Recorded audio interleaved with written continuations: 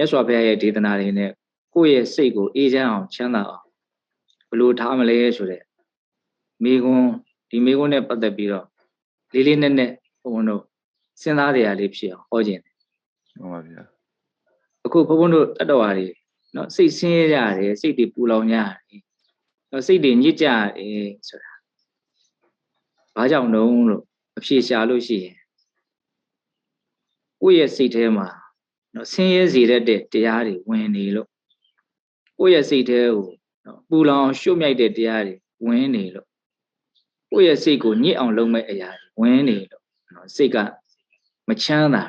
တာစိတ်ကပူလောင်တာစိတ်ကမအေးချမ်းတာအဲ့လိုဆိုလို့ရှိရင်ဒီစိတ်ကိုနော်ပူလောင်အောင်မအေးချမ်းအောင်ဆင်းရဲအောင်နော်နှိမ့်ဆက်နေတဲ့အရာတွေကဘာတွေတုံးလို့မေးရင်တရားဓမ္မတို့ဘုန်းဘုန်းတို့မြတ်စွာဘုရားရဲ့ကြည်စုတရားကြောင့်လွယ်လွယ်လေးဘုန်းဘုန်းတို့ငယ်ငယ်အစမှတ်သားမှုခဲ့အကြောင်းအရာပေါ့အဲ့ဒါဘာတုံးဆိုတော့ကိုယ့်ရဲ့စိတ်ထဲကိုပူလောင်စေတတ်တဲ့ຢာကဒေါသမောဟအစရှိတဲ့ကိလေသာတရားတွေဝင်နေလို့ဒီစိတ်ကဆင်းရဲတာပူလောင်တာပင်ပန်းတာဒါကိုဘုန်းဘုန်းတို့အခြေခံကြကြမြင်တတ်ဖို့လိုတယ်ပေါ့နော်ရုပ်တရက်လူတယောက်ကိုဘုန်းဘုန်းတို့ဘာလို့စိတ်ဆင်းရဲနေတာတော့ဘာလို့စိတ်တွေကပူလောင်နေတာတော့ဘာလို့စိတ်ညစ်နေတာတော့လို့မေးသူလက်တွေ့အခြေအနေကိုကြည့်ပြီးတော့သူအဖြေမျိုးမျိုးတော့ပေးမှာနော်ဇီဝရေးအခြေအနေမကောင်းလို့ဘာဖြစ်လို့ညာဖြစ်လို့မဆုံးနိုင်တဲ့အဖြေတွေလက်တွေ့အခြေအနေကိုကြည့်ပြီးတော့ပြောမှာပေါ့ဒါလည်းပဲမှားလားဆိုတော့မှားတော့မမှားပါအဲ့ဒါလည်းပဲပြင်ဘက်ကအာယုန်နေနဲ့အကြောင်းတရားတစ်ခုနေနဲ့ကိုယ့်ရဲ့စိတ်ကိုရှင်းရအောင်နော်နှိမ့်ဆက်နေတဲ့အရာလို့လည်းဆိုနိုင်မှာဟုတ်လားဒါပေမဲ့တကယ်လက်တွေ့အဓိကကြတဲ့အကြောင်းတရားကတော့ကိုယ့်ရဲ့စိတ်တွေပူလောင်ခြင်းပင်ပန်းခြင်းဆင်းရဲခြင်းဒီတရားတွေဘာကြောင့်လဲဆိုလို့ရှိရင်အဲ့ဒီစောစောပြောခဲ့တဲ့ຢာကဒေါသမောဟကိလေသာတရားတို့ကြောင့်ကိုယ့်ရဲ့စိတ်တွေပူလောင်ရတာပင်ပန်းရတာဆင်းရဲရတနည်းအားဖြင့်မကောင်းမှုကိုမရှောင်နိုင်လို့ကိုယ့်ရဲ့စိတ်ကဆင်းရဲရတော့ဒီနေရာမှာဘုန်းတို့မကောင်းမှုရှောင်ဆိုတာနဲ့ပတ်သက်ပြီးတော့မကောင်းမှုရဲ့အဓိပ္ပာယ်ကိုကြည်ကြဲပြည့်မြတ်တော့နားလည်ဖို့လိုတာပေါ့နော်မကောင်းမှုဆိုတာဘုန်းဘုန်းတို့ကိုဖြင့်ပြုတဲ့ကာယကမကောင်းမှုရှိတယ်နှုတ်ဖြင့်ပြောဆိုပြီးတော့ဖြစ်တဲ့မနောကမကောင်းမှုရှိတယ်စိတ်ထဲမှာတွေးရင်ကြံရင်လည်းဖြစ်နေတယ်နှုတ်ဖြင့်ပြောဆိုတဲ့ဝစီကံမကောင်းမှုရှိတယ်စိတ်ထဲမှာတွေးရင်ကြံရင်လည်းဖြစ်နေတယ်မနောကမကောင်းမှုရှိတယ်မကောင်းမှုကအကျဉ်းမြင်၃မျိုးရှိတယ်နော်အခုဘုံဘုံဆိုလိုတဲ့မကောင်းမှုကကိုယ့်ရဲ့စိတ်ထဲမှာတွေးရင်ကြံရင်လည်းဖြစ်နေတယ်မနောကမကောင်းမှုတွေကိုအဓိကရှိတယ်ဟုတ်လားမနောကမကောင်းမှုကိုပဲအကြောင်းပြုပြီးတော့အပြောဆိုးတွေဖြစ်လာတယ်ဝစီကံမကောင်းမှုအလုပ်ဆိုးတွေဖြစ်လာတယ်ကာယကံမကောင်းမှုအဲ့တော့ဘုန်းဘုန်းတို့ရဲ့စိတ်ကိုပူလောင်ပင်ပန်းအောင်ဆင်းရဲအောင်နှိမ့်ဆက်တယ်ဆိုတာအဲ့ဒီကိုယ့်ရဲ့စိတ်ထဲမှာမကောင်းမှုတွေဖြစ်နေတနည်းအားဖြင့်ຢာကဒေါသမောဟဆွေးမဲ့မှုကျေနပ်မှုအမှန်မသိမှုဆိုတဲ့ဒီလိုတရားတွေဖြစ်နေလို့စိတ်ကပူလောင်ရတာပင်ပန်းရတာဆင်းရဲရအပေါ်ရန်ကြည့်မယ်ဆိုရင်တော့ပြင်ဘက်ကအာယုံအမျိုးမျိုးကြောင့်ကိုယ့်ရဲ့စိတ်တွေပင်ပန်းတယ်ပူလောင်တယ်ဆင်းရဲတယ်လို့လူတွေကအဲ့ဒါကိုပဲအဓိကထားပြီးတော့တွေးကြကြံကြတာများပါအဲ့ဒါကြောင့်မလို့အဲ့ဒါတွေကိုပဲကြောင်းလဲဖို့ဖယ်ပြစ်ဖို့ကြိုးစားအားထုတ်ကြတာများတကယ်တမ်းကိုယ့်ရဲ့စိတ်တွေပူလောင်ပင်ပန်းဆင်းရဲတယ်ဆိုတာပြင်ဘက်ကအာယုံတစ်ခုတည်းနဲ့ဖြစ်နိုင်တဲ့ကိစ္စမဟုတ်ဘူးနော်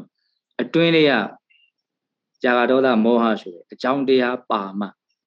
ကိုယ့်ရဲ့စိတ်ကပူလောင်မှုပင်ပန်းမှုဆင်းရဲမှုဆိုတာဖြစ်နိုင်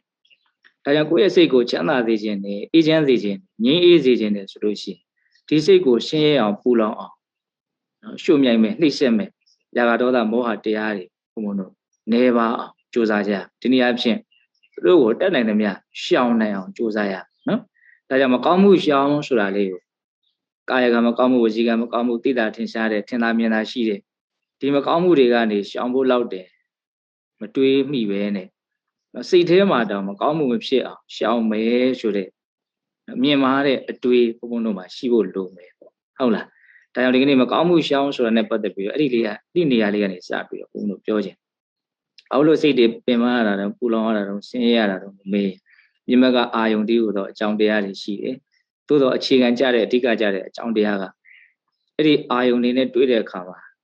ကိုယ့်ရဲ့စိတ်ထဲမှာအာယုန်တွေတော့မလဲတိကာရလို့ဆိုတဲ့နှလုံးသွင်းမှားယွင်းမှုကြောင့်ဖြစ်ပေါ်လာတယ်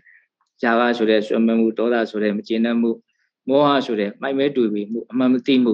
ဒီတရားတွေဖြစ်လာ စိတ်ကပူလောင်ရတာပင်ပန်းရတာဆင်းရဲရတာဆိုတာလေးကိုဘုံဘုံတို့အခြေခံကြကြအတွင်းကြကြနော်တွေးမိဖို့လိုတယ်ဆိုတာလေးကနေစပြီးတော့ပြောခြင်းတယ်ဟုတ်လားဒါကြောင့်မြတ်စွာဘုရားကမကောင်းမှုဖြစ်ပြီဆိုရင်ရာဂဒေါသမောဟအကုသိုလ်တရားတွေဖြစ်ပြီဆိုလို့ရှိဘယ်လိုဟောတော့တဝိဃာတောတဥပယတောတပရိလာကာယတဗေဒပရမရဏဒုက္ခတိပါတိကင်္ခာစိတ်ထဲမှာဆွဲမဲ့မှုရာဂဖြစ်လာပြီမကျေနပ်မှုဒေါသဖြစ်လာပြီနော်အမှန်မသိမှုမောဟဖြစ်လာပြီဆိုလို့ရှိရင်တဝိဃာတောအဲ့ဒီပုဂ္ဂိုလ်ရဲ့စိတ်ဟာပင်ပန်းဆင်းရဲမှုတွေနဲ့တကွနော်ဆင်းရဲသွားပြီပင်ပန်းမှုနဲ့တကွဆင်းရဲသွားတဥပယတောပင်ပန်းမှုနဲ့တကွတပရိလာဟောပူလောင်မှုနဲ့တကွဆင်းရဲသွားပြီဆိုလိုတာကရာဂဒေါသမောဟဖြစ်ရင်စိတ်ထဲမှာဆင်းရဲတယ်ပင်ပန်းတယ်ပူလောင်တယ်လို့အတိအကျမြတ်စွာဘုရားဟောနော်တဝိဃာတဆင်းရဲခြင်းနဲ့တကွတဥပယတပင်ပန်းခြင်းနဲ့တကွတပရိလာဟပူလောင်မှုနဲ့တကွဖြစ်တယ်လို့အဲ့လိုမြတ်စွာဘုရားဟောတော့ဆင်းရဲခြင်းနဲ့တကွဖြစ်တယ်ဆိုတော့မချမ်းသာတော့ဘူးပင်ပန်းမှုနဲ့တကွဖြစ်တယ်ဆိုတော့မသက်သာတော့နော်ပူလောင်မှုနဲ့တကွဖြစ်တယ်ဆိုတော့မငြိမ်းအေးတော့ဘူးနော်ဒါကြောင့်ကိုယ့်ရဲ့စိတ်ကိုပင်ပန်းအောင်နော်ဆင်းရဲအောင်ပူလောင်အောင်နော်နှိမ့်ဆက်တဲ့အရာဘယ်အရာလဲလို့မြင်မြတ်စွာဘုရားရဲ့အလိုတော်ရအခြေခံကြအဓိကကြတဲ့အကြောင်းတရားကိုနော်ပြနိုင်ဖို့မြင်နိုင်ဖို့လိုတယ်ပေါ့အဲ့ဒါကဘာလို့ဆိုတော့ရာဂဒေါသမောဟအဲ့ဒါမြတ်စွာဘုရားကတော့ပြည့်စုံသောမြင်တော်မူတဲ့အတွက်ကြောင့်ဒီရာဂဒေါသမောဟအကုသိုလ်တရားတွေစိတ်ထဲဖြစ်လာပြီဆိုလို့ရှိရင်ပြစ္ဆုတ်ပန်နဲ့ဆင်းရဲတာပင်ပန်းတာပူလောင်တာမဟုတ်သေးဘူးတဲ့ကာယတဗေဒပရမရဏဒုက္ခတိပါတိကင်္ခာခန္ဓာကိုယ်ပျက်စီးလို့သေရပြီဆိုလို့ရှိရင်အဲ့ဒီပုဂ္ဂိုလ်ဟာမကောင်းတဲ့ဘုံဘဝဘုံဌာနဆင်းရဲတဲ့ဘဝရောက်သွားတတ်တယ်ဒီနည်းအားဖြင့်အဲ့ဒီမကောင်းတဲ့စိတ်တွေဟာယုံညံ့တဲ့ဘဝတွေကိုပိုပြစ်နိုင်တဲ့အစွမ်းတတ္တိပါရှိနေတယ်ဆိုတာမြတ်စွာဘုရားပြောဟုတ်လားဒါကြောင့်မလို့ဘုန်းဘုန်းတို့မကောင်းမှုရှောင်ဆိုတာလေးနဲ့ပတ်သက်ပြီးတော့ဒါမကောင်းမှုကိုရှောင်ကျင်စိတ်ပေါက်ဖို့မကောင်းမှုရဲ့စွမ်းရည်တတ္တိကိုအခြေခံကြဘုန်းဘုန်းတို့ဒေသနာနဲ့ညီနားလည်ကြည့်နော်မကောင်းမှုကိုကာယကံမကောင်းမှုဝစီကံမကောင်းမှုမနောကံမကောင်းမှုရှိတယ်လို့ကြည်ကြပြန့်ပြန့်နားလည်ရမယ်ပထမအဆင့်ပြီးရင်စိတ်ထဲမှာမကောင်းမှုတွေဖြစ်လာပြီဆိုလို့ရှိရင်ဒီစိတ်ဟာဆင်းရဲတယ်ပင်ပန်းတယ်ပူလောင်တယ်ဒါတွေမကဘူးဒီမကောင်းမှုအကုသိုလ်တရားတွေဟာခန္ဓာကိုယ်ပျက်စီးတဲ့နောက်မှာယုံညံ့တဲ့ဘဝကိုပို့ပြစ်နိုင်တဲ့အစွမ်းတတ္တိပါရှိတယ်ဆိုတာကိုဘုံဘုံတို့အမှန်ကန်မြင်မိမယ်ဆိုလို့ရှိရင်နော်မကောင်းမှုကိုစိတ်ထဲမှာတောင်အဖြစ်ခံလို့တဲ့စိတ်မရှိတဲ့အနေအထားကိုရောက်သွားမယ်မကောင်းမှုကိုရှောင်ကျဉ်လို့စိတ်အများကြီးထက်သန်သွားမယ်ဒါကြောင့်မကောင်းမှုကဘာတွေလဲဆိုတော့ကြည်ကြပြန့်ပြန့်နားလည်ဖို့လိုတယ်မကောင်းမှုရဲ့တတ္တဝါကိုအစင်းအောင်နှိမ့်ဆက်နိုင်စွမ်းကြီးကြီးမားမားရှိတယ်ဆိုတာလည်းဘုံဘုံတို့မြင်တတ်ဖို့လိုတယ်ဒါကြောင့်မြတ်စွာဘုရားအင်္ဂုတ္တပါဠိတော်ဘုံတို့စတုကနိပတ်ထဲမှာအာရခသုတ်တံဆိုပြီးတော့ဟောတာတခါကြီးဘုံဘုံတန်နာထောင်တာအဆင်ပြေလားပြေပါပြီရှင်ဖေပြေပါဗျာဟုတ်ပြီဗျာအဲ့လိုဆက်ပြောမယ်နော်ပြေပါဗျာမရှိပါဘူးအဲ့အာရခသုတ်တံမှာမြတ်စွာဘုရားဘယ်လိုဟောထားတော့ဆိုတော့စတုတုဘိက္ခွေဌာနေတုအတ္တရူပေနအပမရောတတိစေတသောအာရခောကရဏီယောဘိက္ခွေယဟန်တော်တို့အတ္တရူပေနကိုယ့်ရဲ့အကျိုးစီးပွားအစစ်မှန်ကိုလိုရှိကြတဲ့ပုဂ္ဂိုလ်တွေဟာစတုတု၄မျိုးသောဌာနေတုအရာဌာနတို့၌အပမရောအပမရအမိရသောတတိတည်းဟုသောစေတသောစိတ်၏အာရခောအဆောင်လျှောက်ကိုကရဏီယောပြုတင်၏ပြုတတ်၏ဆိုတော့ကဘုံဘုံပြောခဲ့တဲ့အကြောင်းအရာလေးနဲ့ဆက်ပြီးတော့နားရမှာနော်မှန်ပါဗျာကိုယ့်ရဲ့စိတ်ကိုပင်ပန်းအောင်ပူလောင်အောင်ဆင်းရဲအောင်နှိမ့်ဆက်တဲ့မကောင်းမှုတွေအကြောင်းဆိုတော့ပြောရတယ်အဲ့ဒါနဲ့ဆက်ပြီးတော့အခုဒီဒေသနာလေးကိုဘုံဘုံတို့ဝန်းဆက်မိနားလည်ကြည့်ရယဟန်တို့တဲ့ကိုယ့်ရဲ့အကျိုးစီးပွားမှန်မှန်ကန်ကန်အလိုရှိတဲ့ပုံကိုယ်တွေဟာအရာဌာန၄မျိုးတို့မှာဒီစိတ်ကိုတတိတရားဆိုတဲ့အပ္ပမဒတရားနဲ့လုံခြုံအောင်ကာကွယ်ဆောင်ရှောက်ရမယ်တဲ့ဒီနေရာမှာဘုံဘုံတို့အတ္တရူပေနဆိုတဲ့စကားလုံးလေးကအလွန်နှစ်သက်စရာကောင်းကိုကျိုးစီးပွားကိုတကယ်အလိုရှိတဲ့ပုံကိုယ်ပါဆိုလိုတာကဒီအရာဌာန၄မျိုးကိုဆောင်ရှောက်ခိုင်းတဲ့နေရာမှာမြတ်စွာဘုရားလေးနက်မှုရှိအောင်ကိုကျိုးစီးပွားကိုအလိုရှိတဲ့ပုံကိုယ်တွေကဒီအရာဌာန၄မျိုးမှာနော်စိတ်ကိုဆောင်ရှောက်ရမယ် ကိုအကျိုးမမဲ့စေခြင်းမူကိုအကျိုးရှိသေးခြင်းနဲ့ဆိုရင်ဒီအရာဌာန၄မျိုးမှာတတိတရားအပ္ပမဒတရားနဲ့ကာကွယ်စောင့်ရှောက်ရမယ်တဲ့အဲ့ဒီအရာဌာန၄မျိုးကဘာတွေတုံးဆိုတော့မာမေရဇနိယေတုဓမ္မေတုစိတ်တံရစီတိအတ္တရူပေနအပ္ပမဒောတတိစေတသောအာရခောကရဏီယောရဇနိ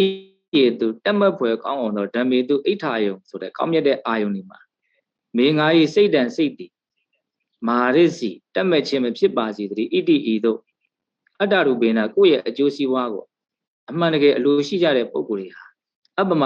မဒအမိယာသောတတိဒီဟုသောစေတသောစိတ်ဤအာရခောအဆောင်လျှောက်ကိုကရဏီယောပြုသင့်၏ကိုအကျိုးမမဲ့ခြင်းမူကိုအကျိုးရှိခြင်းနဲ့ဆိုလို့ရှိရင်နံပါတ်1ကိုယ့်ရဲ့စိတ်ထဲမှာຢာကားဆိုတဲ့ဆွဲမမှုမရှိအောင်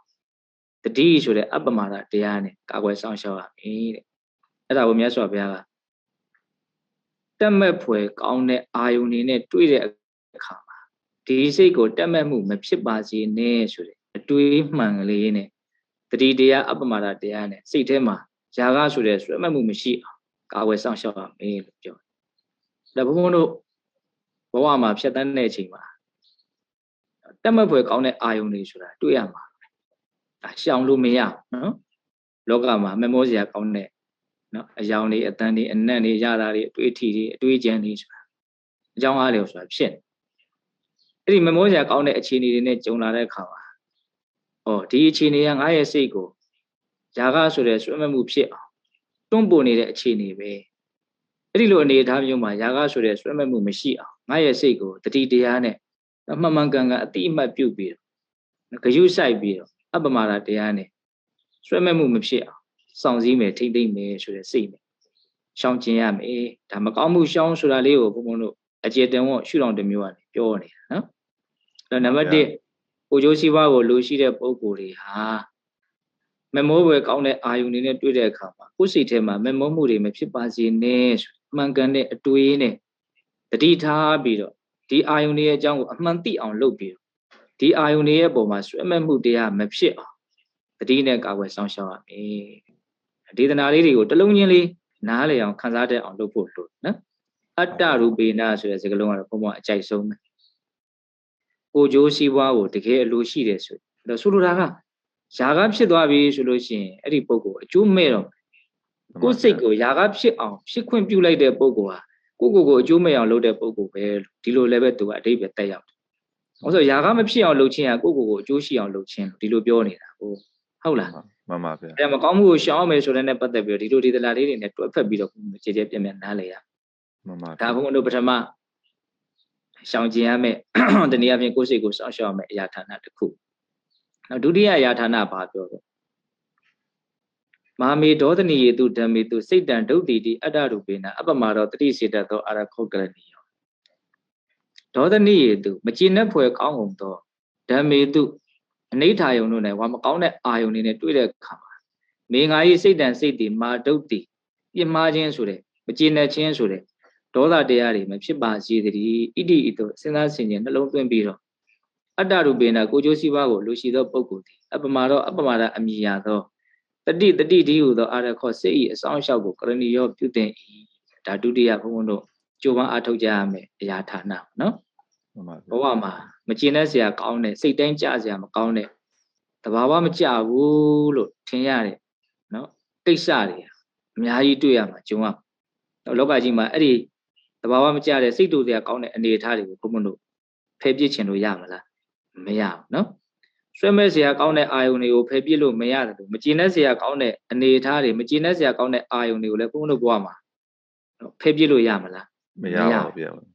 အဲ့ဒီလိုမျိုးဘုန်းဘုန်းတို့မကျင်တဲ့ဆရာကောင်းတဲ့အနေအထားတွေတွေ့လာပြီးကြုံလာပြီးဆိုလို့ရှိရင်အဲ့ဒီအနေအထားကြီးကကိုယ်စိတ်ကိုနော်ဒေါသမီးတက်အောင်လုပ်မဲ့အနေအထားကြီးပဲကိုယ်အစွမ်းရှိရင်ရှိမရှိရင်အဲ့ဒီအချိန်မှာအဲ့ဒါဒေါသဖြစ်တော့မှာပဲဒါဘုန်းဘုန်းတို့ပုံမှန်အတိုင်းသမျိုးကြအတိုင်းနေသွားမယ်ဆိုရင်တော့ကျင်တဲ့ဆရာကောင်းတဲ့အောင်နဲ့တွေ့ရင်ဆွဲမဲ့ဆရာကောင်းတဲ့အောင်နဲ့တွေ့ရင်ဆွဲမဲ့မှုဖြစ်မယ်မကျင်တဲ့ဆရာကောင်းတဲ့အောင်နဲ့တွေ့ရင်မကျင်တဲ့မှုဖြစ်မယ်ဒါကတော့ပုံမှန်သွားနေတာပေါ့လေမြတ်စွာဘုရားပွင့်လာတဲ့အခါကျတော့မြတ်စွာဘုရားရဲ့တရားတော်ဆိုတာကအဆန်လန်းဆိုတဲ့အတိုင်းသူကပုံမှန်သွားတဲ့လမ်းမဟုတ်သူကကောင်းမြတ်ဖို့အတွက်သူကကြိုးပမ်းအားထုတ်မှုနဲ့အကျိုးရှိအောင်သူကလှုပ်တဲ့နီလန်းဟုတ်လား အဲ့တော့မကျေနပ်စရာကောင်းတဲ့အာရုံနဲ့တွေ့ပြီဆိုရင်ဒါကမကျေနပ်မှုဖြစ်ဖို့အတွက်အကြောင်းကတော့ဖမ်းလာပြီအဲ့ဒီအချိန်မှာဘုန်းဘုန်းတို့ကအစွမ်းပြဖို့လိုတယ်ဒီနေ့အပြင်အဲ့ဒီအချိန်မှာဘုန်းဘုန်းတို့တွေကနီးမှန်လမ်းမှန်နော်ကိုယ့်ရဲ့စိတ်ကိုကာကွယ်စောင့်ရှောက်နိုင်ဖို့လိုတယ်အဲ့ဒီအချိန်ကဒေါသရန်သူဝင်မဲ့အချိန်အဲ့ဒီဒေါသရန်သူမဝင်အောင်ငါရဲ့စိတ်ကိုတတိဆိုတဲ့တရားနဲ့အဲ့ဒီတတိအကြောင်းလည်းပြီးတော့ဘုန်းဘုန်းနည်းနည်းလေးပြောပါမယ်ဟုတ်လားအပမာဒဆိုတဲ့တတိတရားနဲ့ကာကွယ်စောင့်ရှောက်ရမယ်ဆိုလိုတာကဒေါသဖြစ်ခွင့်ပြုလိုက်ပြီးကိုယ်စိတ်ထဲမှာမကျေနပ်မှုနော်ဒေါသတရားဝင်ခွင့်ပေးလိုက်ပြီးဒေါသဖြစ်သွားပြီဆိုရင်ဒီပုဂ္ဂိုလ်အကျိုးမဲ့တော့မှာပဲအဲ့ဒါဒေါသဖြစ်ခွင့်ပြုလိုက်ခြင်းကိုအားစားကိုကျိုးစည်းဝါးကိုအလိုရှိရမရောက်တော့နော်ဒီပုဂ္ဂိုလ်ကကိုယ့်ကိုအကျိုးမဲ့အောင်လုပ်နေပေါ့ဒေါသမဖြစ်အောင်လုပ်မှကိုကျိုးစည်းဝါးကိုအလိုရှိတဲ့လူတစ်ယောက်လို့ဆိုရမယ်ပေါ့ဟုတ်လားဒါကြောင့်ဘုန်းဘုန်းတို့ကကိုယ့်ဘဝမှာကိုယ့်ရဲ့အကျိုးကိုတကယ်အလိုရှိပြီးတော့နေတာလားကိုယ့်ရဲ့အကျိုးမဲ့တွေကိုပဲလုပ်ပြီးတော့နေသလားဆိုတာဒီဒေသနာတွေနဲ့ချိန်ပြီးတော့ကြည့်မယ်ဆိုရင်တော့မမြင်နိုင်ဘူးလားမြင်နိုင်နော်အချိန်တော်တော်များများကဘုန်းဘုန်းတို့တွေကကိုယ့်ကိုယ်အကျိုးမဲ့အောင်လုပ်နေတဲ့အချိန်များဟုတ်လားဆွဲမဲ့မှုနဲ့အကျိုးမဲ့အောင်လုပ်လိုက်မကျေနပ်မှုနဲ့အကျိုးမဲ့အောင်လုပ်လိုက်ဒီလိုသွားဟုတ်လားမကျေနပ်မှုအောင်အကျိုးမဲ့တယ်ဆိုတာတော့အရန်ထင်ရှားပါတယ်နော်ဒေါသကြောင့်နော်ဘုန်းဘုန်းတို့ဆင်းရဲရတာပင်ပန်းရတာပူလောင်ရတာဆိုတာပြောရင်သူကအကုန်နိုင်လောက်အောင်ကိုကျေပြတ်မှာဟုတ်လားဒါကြောင့်ဘုန်းဘုန်းအဲ့ဒါကိုတော့အကျေမပြောတော့ပါနော်တရားလေးတွေစဉ်းစားတွေကအစာလေးတွေပဲခြံထားပြီးဘုန်းတို့ပြောပါတော့အရာဌာနဘယ်နှမျိုးရှိသွားလဲ2မျိုးရှိသွားတယ်နော်ဒီမှာ2မျိုးရှိနောက်3ခုမြောက်ကိုကျိုးစည်းပါးကိုလိုရှိတဲ့ပုဂ္ဂိုလ်မကောင်းမှုကရှောင်ရမယ့်အနေထားဒီနေ့အဖြစ်ကိုယ်စိတ်ကိုကာကွယ်ဆောင်ရှောက်ရမယ့်အနေထားပါတော့ဆိုမာမေမောဟနိယေတုဓမ္မေတုစိတ်တမုံရှိတိအတ္တရူပေနအမှားတော့တတိစေတသောအာရခောကရဏီယောမောဟနိယေတုတွေးဝေတရားကောင်းကုန်သောဓမ္မေတုအိဋ္ဌာယုအိဋ္ဌာယုတို့၌အမျိုးမျိုးသောအာယုန်တွေနဲ့တွေ့ကြုံလာတဲ့အခါမေငါ၏စိတ်တန်စိတ်တည်မာမုံရှိတိတွေဝေခြင်းမရှိပါသေးတည်းအမှန်သိပါသေးတည်းဣတိတို့စဉ်းစားဆင်ခြင်၍အတ္တရူပေနကိုကျိုးစည်းဝါးကိုအလိုရှိသောပုဂ္ဂိုလ်အပမတော်အပမဒအမိယာသောတတိဒီဟုသောစေတသောစိတ်၏အာရခောစောင့်ရှောက်ကိုကရဏီရောပြုသင့်၏ဟောတတိယကာဝယ်စောင့်ရှောက်ရမယ့်အရာဌာနနော်မောဟဖြစ်เสียကောင်းတဲ့အနေထားတွေဝေတရားကောင်းတဲ့ဒီအဖြစ်အမှန်ကိုသိဖို့ခက်ခဲတဲ့အနေအထားမျိုးတွေဘဝမှာကြုံလာတဲ့အခါမှာအမှန်မသိမှုနဲ့နှိမ့်မွန်းမသွားအောင်ဒီဟာရဲ့အကြောင်းကိုအမှန်သိဘုန်းတို့ကြိုးပမ်းအားထုတ်ရနော်အဲ့တော့အမှန်မသိအောင်လုပ်မဲ့အနေအထားတွေကဘယ်အနေအထားတွေတုန်းဆိုအာယုန်တိုင်းကလုံနိုင်ဒါလေးကိုတော့သတိထားတဲ့မှန်ပါဗျာဘုန်းတို့ຢာကဖြစ်အောင်လုပ်တယ်ဆိုတာကဆွဲမဲ့စရာကောင်းတဲ့အာယုန်တွေကလုပ်တာမကျေနပ်စရာကောင်းတဲ့အာယုန်တွေကຢာကဖြစ်အောင်မလုပ်နိုင်ဒေါသဖြစ်အောင်လုပ်တယ်ဆိုတာလဲဆွဲမဲ့စရာကောင်းတဲ့အာယုန်တွေကမလုပ်ဘူးမကျေနပ်စရာကောင်းတဲ့အာယုန်တွေကပဲလုပ်တယ်ဟုတ်လားအခုဒီမှာမောဟဖြစ်အောင်လုပ်တဲ့အာယုန်ကြတော့သူကအိဋ္ဌာယုံရောအနိဋ္ဌာယုံရောတနည်းအားဖြင့်ကျေနပ်စရာကောင်းတဲ့အာယုံရောမကျေနပ်စရာကောင်းတဲ့အာယုံရောအာယုံမျိုးစုံကဘုံဘုံတို့ရဲ့စိတ်ကိုတွေဝေမှုဖြစ်အောင်လုပ်နိုင်သူကြတော့ပိုးပြီးတော့အရာဌာနဘာဖြစ်သွားကျေပြန့်သွားနော်အဲ့ဒီမိုင်မဲမှုအမှန်မသိမှုတကယ်တမ်းကအာယုန်တွေကအိဋ္ဌဒုက္ခအနတ္တပဲဘုံဘုံတို့တလုံးနဲ့ပြောရင်အာယုန်တွေကအမြဲပြောင်းလဲနေတဲ့သဘောပဲအမှန်တရားပဲဒါကဟုတ်လားအဲ့ဒါကိုမသိဘူးဆိုလို့ချင်းအဲ့ဒီအချိန်မှာအဲ့ဒါတွေဝေသွားတော့တာအဲ့ဒါနဲ့ပတ်သက်ပြီးတော့ထင်ရထင်ပဲမြင်ရမြင်ပဲဒီကိုရဲ့အထင်မြင်မှုကိုအခြေခံပြီးတော့ကြိုက်သလိုတုံ့ပြန်ပြီးတော့တွဲမမှုနဲ့ဘုန်းတို့ခရီးဆက်ကြတာပေါ့အများစုပါဟုတ်လားမှန်ပါဗျာဆိုတော့ပြောခဲ့တဲ့ຢာကဒေါသဖြစ်တယ်ဆိုတာကအမှန်မသိမှုမောဟကိုအခြေခံလို့ຢာကဒေါသကိုလည်းဖြစ်သွားတာတကယ်ဒါကိုဘုန်းဘုန်းတို့အကျေဟောထားတာလည်းရှိပါတယ်အာရခသုတ်တံဆိုပြီးတော့ဟုတ်လားဒီမှာတော့ဘုန်းဘုန်းတို့ကမကောင်းမှုရှောင်ဆိုတာလေးနဲ့တွဲဖက်ပြီးတော့ကြေပြန့်ပြန့်ကိုယ်စိတ်ကိုပင်ပန်းအောင်ပူလောင်အောင်နှိမ့်ဆက်တဲ့အရာတွေကနေပြီးတော့တတိတရားနဲ့ကာဝယ်စောင့်ရှောက်ရင်ဖြင့်ကိုယ့်ရဲ့အကျိုးစီးပွားကိုအလိုရှိတဲ့ပုံကိုယ်တွေဖြစ်အောင်တနည်းအားဖြင့်ကိုယ်ကိုငြိမ်းချမ်းအောင်ချမ်းသာအောင်တတ်တာအောင်နေနိုင်ထိုင်နိုင်တဲ့ပုံကိုယ်တွေဖြစ်ဖို့တနည်းအားဖြင့်မကောင်းမှုရှောင်ဆိုတဲ့ဒေသနာဒီလောက်ထိလေးနဲ့ပါလားဆိုတာကိုတွေးမိဖို့ဘုံဘုံကပြောပြတာဟုတ်လားမှန်ပါဗျာချိန်တိုင်းဘုံဘုံတို့ပင်ပန်းမှုပူလောင်မှုဆင်းရဲမှုအကြီးနဲ့အသေးပဲကွာတယ်တတိနဲ့ကာဝယ်စောင့်ရှောက်မှုမရှိတိုင်းတတိပဋ္ဌာန်တရားกินတိုင်းပါဒီຢာကဒေါသမောဟအကြောင်းအလျော်ဆိုတာဖြစ်ပြီးတော့ပင်ပန်းပူလောင်တွေရတာရှိတယ်ဒါကိုလည်းပဲဘုံဘုံတို့နားလည်ဖို့လိုမယ်ပေါ့နော်အဲ့တော့ဘုံဘုံတို့တတိယကာဝယ်စောင့်ရှောက်ရမယ့်အရာဌာနဒီနေ့အဖြစ်မဖြစ်အောင်လုပ်ရမယ့်ရှောင်ကျဉ်ရမယ့်အရာဌာနဘာလို့ဆိုတော့တွေ့ဝေတရားကောင်းတဲ့အာယုန်တွေနဲ့တွေ့လာတဲ့အခါမှာတွေ့မှုဖြစ်အောင်ကြိုးပမ်းအထောက်ရမယ်လို့ဒါပြောတယ်ဟုတ်လားမှန်ပါဗျာမှန်ပါဗျာနောက်၄ခုမြောက်ကာဝယ်စောင့်ရှောက်ရမယ့်အရာဒီနေ့အဖြစ်မဖြစ်အောင်ကြိုးပမ်းအထောက်ရမယ့်အရာဘာလို့ မာမေမရဏိယေတုဓမ္မေတုစိတ်တမစ္စီတိအတ္တရူပေနအပမရောတတိစေတသောအာရခောကရဏီယောမရဏိယေတုမန်ရစ်ဖွယ်ကောင်းကုန်သောဓမ္မေတုအာယုန်တို့၌မေငါဤစိတ်တံစိတ်တိမဟာမစ္စီတိမန်ရချင်းမဖြစ်ပါစေတည်းဣတိဤသို့အတ္တရူပေနကိုကျိုးစီးပွားကိုလူရှိသောပုဂ္ဂိုလ်သည်အပမရောအပမရအမြည်ရသောတတိတိဟုသောစေတသောစိတ်အာရခောစောင့်ရှောက်ဖို့ကရဏီယောပြုတဲ့လေးခုမြောက်ဒါလေးကဘုံဘုံတို့အရန်စဉ်းစားတယ်အကောင်း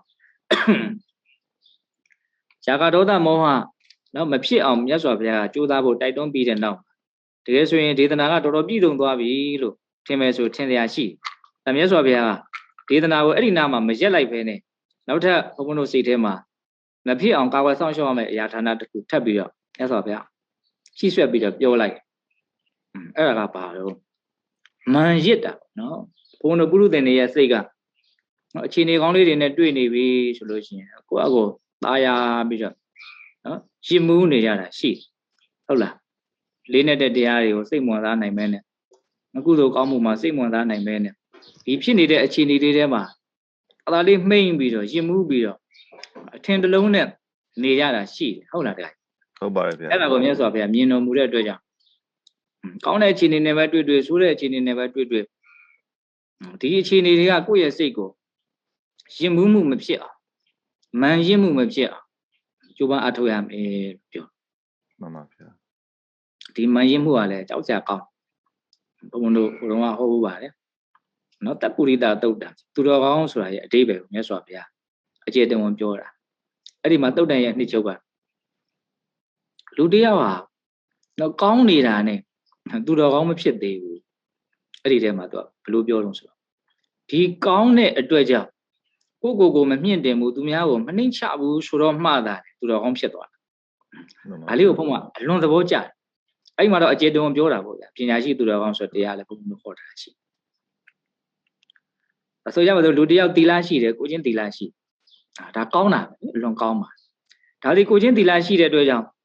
ကိုချင်းသီလမရှိတဲ့လူတွေကိုထင်သေးတယ်ကိုချင်းသီလရှိခြင်းတည်းဟူသောအကြောင်းကြောင့်ကိုအထင်ကြီးတယ်ကိုမြင့်တင်ပြီးတော့ကိုချင်းသီလမရှိတဲ့လူတွေကိုနှိမ့်ချမယ်ဆိုရင်အဲ့ဒါသူတော်ကောင်းရှိတယ်မပြည့်စုံဘူးလို့ခေါ်ဟုတ်လားမြတ်စွာဘုရားဒေသနာတွေကိုအများကြီးသိတယ်စာတတ်တယ်ပေတတ်တယ်ဝီနည်းလေးစားတယ်တရားအထုတ်တယ်ဒူတင်ကျင့်တယ်နောက်ဆုံးဇံရတယ်အဲ့ဒီအထိမြတ်စွာဘုရားဟောတာအဲ့ဒီထဲမှာဟုတ်လားတရားဟောကောင်းတယ်အမျိုးမျိုးပေါ့လေအကောင်းတွေအများကြီးဟောတယ်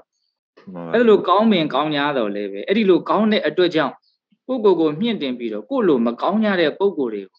အထင်သေးမယ်ရှုံချမယ်ဆိုဒါသူတော်ကောင်းမဟုတ်ဘူးလို့ပြောတာအဲ့ဒါဘုန်းကဘယ်လိုနားလည်လိုက်တော့ဆိုကောင်းရုံလောက်နဲ့မပြည့်စုံသေးပါလားဟုတ်လားမှန်ပါဗျာကောင်းတဲ့အတွက်ကြောင့်ကောင်းခြင်းတည်းဟူသောအကြောင်းကြောင့်ကိုမမြင့်တင်မှသူများကိုမနှိမ့်ချမှပြည့်စုံတဲ့အကောင်းတစ်ခုရလို့နားလည်ရဒါကြောင့်ကိုယ်နဲ့ရင်းနှီးတဲ့လူငယ်လေးတွေတချို့ထက်မြက်မြက်လေးတွေရှိရင်အဲ့ဒီဒေသနာလေးကိုဘုံကအမှတ်ရတယ်ဟေးတော်ယုံနဲ့တကယ်တော်လေးတာမဟုတ်ဘူးဟုတ်လားတော်တဲ့အတွက်ကြောင့်သူများကိုအထင်မသေးမှကိုအထင်မကြီးမှတကယ်တော်သွားတာဒါကိုဘုံကပြောဖြစ်တယ်နော်မှန်ပါတယ်အဲ့ဒါဒီမှာဒါကမန်ရချင်းဆိုတာနဲ့ပတ်သက်ပြီးတော့ဘုံကပြောတာပါဟုတ်လားအဲ့ဒါဘုံတို့ရဲ့စိတ်တွေကမန်ရမှုဆိုတာရှိတယ်မာနကတော့အခြေအနေမျိုးမျိုးဖြစ်နိုင်တယ်နော်ဆင်းရဲရင်လည်းမာနဖြစ်နိုင်တာပဲချမ်းသာမှဖြစ်နိုင်တာမဟုတ်မှန်ပါပြည့်စုံရင်လည်းဖြစ်နိုင်တာပဲပြည့်စုံမှဖြစ်တာမဟုတ်ပြည့်စုံလို့ကောင်းလို့ချမ်းသာလို့ဖြစ်တဲ့မန်ကတော့သူကမန်တစ်မျိုးပေါ့ဗျာသူကတော့ပဏိတမန်ခေါ်တာပေါ့နော်ဆင်းရဲလို့ကိုတမင်ကိုရှာစားတာဘုရုကိူရှာရမှာတော့ဆိုပြီးတော့ဆင်းရဲနဲ့အောက်ကနေထောင်းနေတဲ့မန်လည်းရှိသေးတယ်နော်အဲ့ဒီလိုမန်ဣနမန်လို့ခေါ်ပြောချင်တာကမန်ဆိုတာအခြေအနေမျိုးမျိုးမှာဖြစ်နေအခြေအနေတိုင်းမှာမန်ဖြစ်နေမရှိတော့လည်းမရှိလို့မဖြစ်နိုင်တယ်ရှိတော့လည်းရှိလို့မဖြစ်နိုင်အများစုကရှိလို့ဖြစ်တဲ့မန်လောက်ပဲသိမရှိလို့ဖြစ်တဲ့မန်အရန်ကြီးနေတာမြင်ချင်မှမြင်နော်ဒါဆက်မိရတယ်ပြောနေတာအဲ့တော့ဆိုလိုတာကဘုန်းတို့ရဲ့စိတ်ဟာဒီမန်ဆိုတဲ့မာနဖြစ်ဖို့အတွက်အလွန်တရာမှလွယ်ကူတဲ့အနေအထားမှာရှိတယ်ဒါကြောင့်မြတ်စွာဘုရားဒါလေးကိုထည့်နော်မန်ရစ်စရာကောင်းတဲ့အနေအထားနဲ့ကြုံလာတဲ့အခါမှာကိုယ်စိတ်ကိုနော်မန်ရစ်မှုတွေနဲ့နော်ခက်ထန်မာကြောမသွားအောင်ကိုကျိုးစည်းဝါးကိုလိုရှိတဲ့ပုံကိုယ်တွေဟာတတိဆိုတဲ့အပ္ပမဒတရားနဲ့ကာဝယ်ဆောင်ရှောက်တဲ့တရားဌာနဘယ်နှမျိုးတော့၄မျိုးပါရှိဟုတ်လားအဲ့မှာသေချာမှတ်မယ်နော်အတ္တရူပေနာကိုကျိုးစည်းဝါးကိုလိုရှိသောသူတည်ဆိုတဲ့စကားလုံးလေးကိုမမေ့နဲ့ဟုတ်လားကိုအကျိုးရှိခြင်းနဲ့ကိုချမ်းသာခြင်းနဲ့ငြိမ်းအေးခြင်းနဲ့တတ်တာခြင်းနဲ့ကောင်းခြင်းနဲ့ဆိုလို့ရှိရင် ဒီလေးမျိုးဖြစ်เสียအကြောင်းအနေနဲ့ကြုံလာတဲ့ခါမှာဒီလေးမျိုးမဖြစ်အောင်ကြိုးပမ်းအထောက်ဒီလေးမျိုးဆိုတော့ယာကဆိုတဲ့ဆွဲမဲ့မှုဒေါသဆိုတဲ့မကျေနပ်မှုမောဟဆိုတဲ့အမှန်မသိမှုမဒဆိုတဲ့မန်ရင်မှုဟုတ်လားမှန်ပါဗျာဘုံကဒီဒေသနာလေးကိုတော့စတွေ့ရစပြီးတော့ဗာစဉ်းစားမိတုံးဆိုတော့လောကကြီးမှာအာယုန်တွေကတော့အမြဲတမ်းအကဲစမ်းနေတာပဲလို့ဒီစိတ်ကိုအမြဲတမ်းအကဲစမ်းနေဟုတ်လားဘလို့အကဲစမ်းနေတာတော့ကောင်းတဲ့အာယုန်တွေကလည်းပဲဟေ့မင်းငါနဲ့တွေ့ပြီးငါ့ကိုမင်းဘလို့တုံ့ပြန်မှာတော့မေကွန်းထုတ်ဟုတ်လားမကောင်းတဲ့အာယုန်တွေကလည်းမင်းငါနဲ့တွေ့ပြီးငါ့ကိုမင်းဘလို့တုံ့ပြန်မှာတော့အများစုကတော့ဘလို့ပဲတုံ့ပြန်လိုက်တော့ဒေါသနဲ့ပဲတုံ့ပြန်လိုက်ဟုတ်လားကောင်းတဲ့အာယုန်နဲ့တွေ့ရင်ຢာကနဲ့ပဲတုံ့ပြန်လိုက်နော်ဘုန်းတို့ရဲ့နော်တုံ့ပြန်မှုတွေကနော်အလွယ်လွယ်မှားမှားနဲ့ပဲဘဝခရီးကိုလာခဲ့ကြဒီလိုမဆိုနိုင်ဘူးလားဆိုနိုင်တယ်နော်အများဆိုတော့ဆုံးမလို့ဒါတွေဟာအကျိုးမဲ့တွေကိုဖြစ်စေတတ်တယ်ဒါတွေကိုမဖြစ်အောင်ဘုန်းတို့လုပ်ရမယ်အာယုန်တွေကတော့ဘုန်းတို့ရှောင်လို့မရဘူးနော်